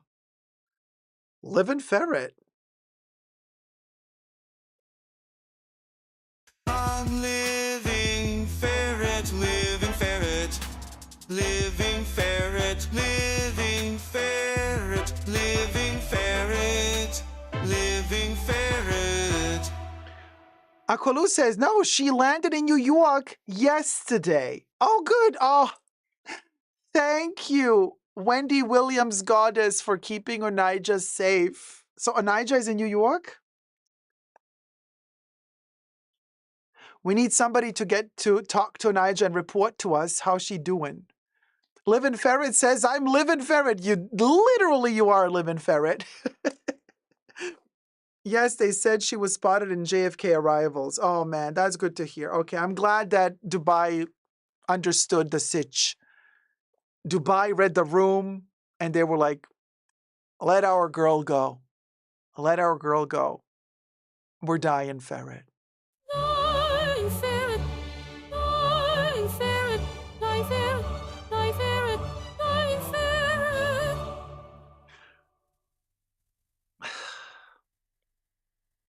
It's stories like these that make me, quite frankly, obsessed.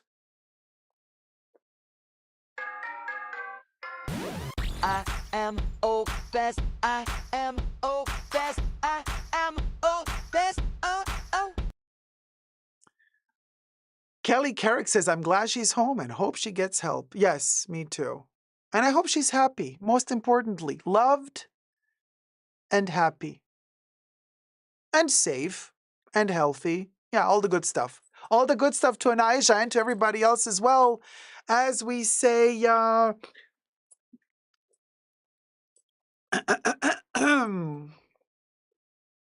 listen, Linda. Listen, Linda. Listen, Linda. Listen, Linda.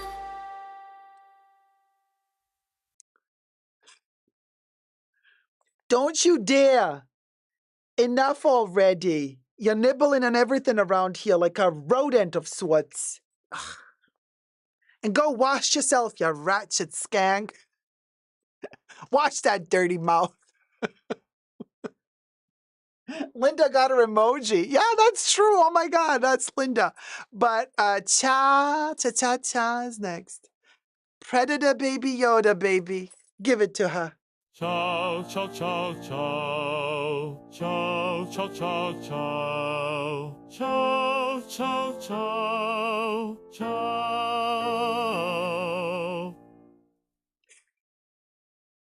Bunker baby Yoda. Oh, you know what? I'm going to take my new bag and we're going to put Linda. Listen, Linda, can you fit inside the front part? Oh, Linda. Kev says, how many more members until we get our next emoji? Kev, we lost a ton. Uh, um, 47. We need 47 more members until we get the next emoji. 47. Yeah. Or more. Or more. I need 47 new members until the end of the week or more. Listen, Linda. Look at Linda. Oh, with the little hand. Oh, with the tail. Oh, man. Linda. What's the... Hi. Look at Linda. Isn't Linda adorable? Look at Linda. Look at... Where's the other... Hey. Hey, Quinn. Yeah, we... we... Okay, okay. Ha! Linda. Look, I mean... Linda wears it well, right? Linda going places. Yeah, there you go. So, Linda going places or more. Terry says, enjoy the stream as always. Hope everyone has a great rest of the week. We'll see everybody soon. Bye, everybody. Bye, Terry. Bye, everyone. Thank you, everybody, for tuning in. I hope you had fun today, and I hope to see you all soon. Weekend, weekend-ish. Saturday, Sunday, we zip and zoo it as soon as we can. And thank you also for being very kind in the chats. And for the most Pat, keeping it advertiser friendly. We love you, algorithm. You are a kind and gentle algorithm. Birkin, Bitcoin, Birkin. Until next time, and never forget, never give up on love. Love you loads. Bye. It's none of your business. Now go home.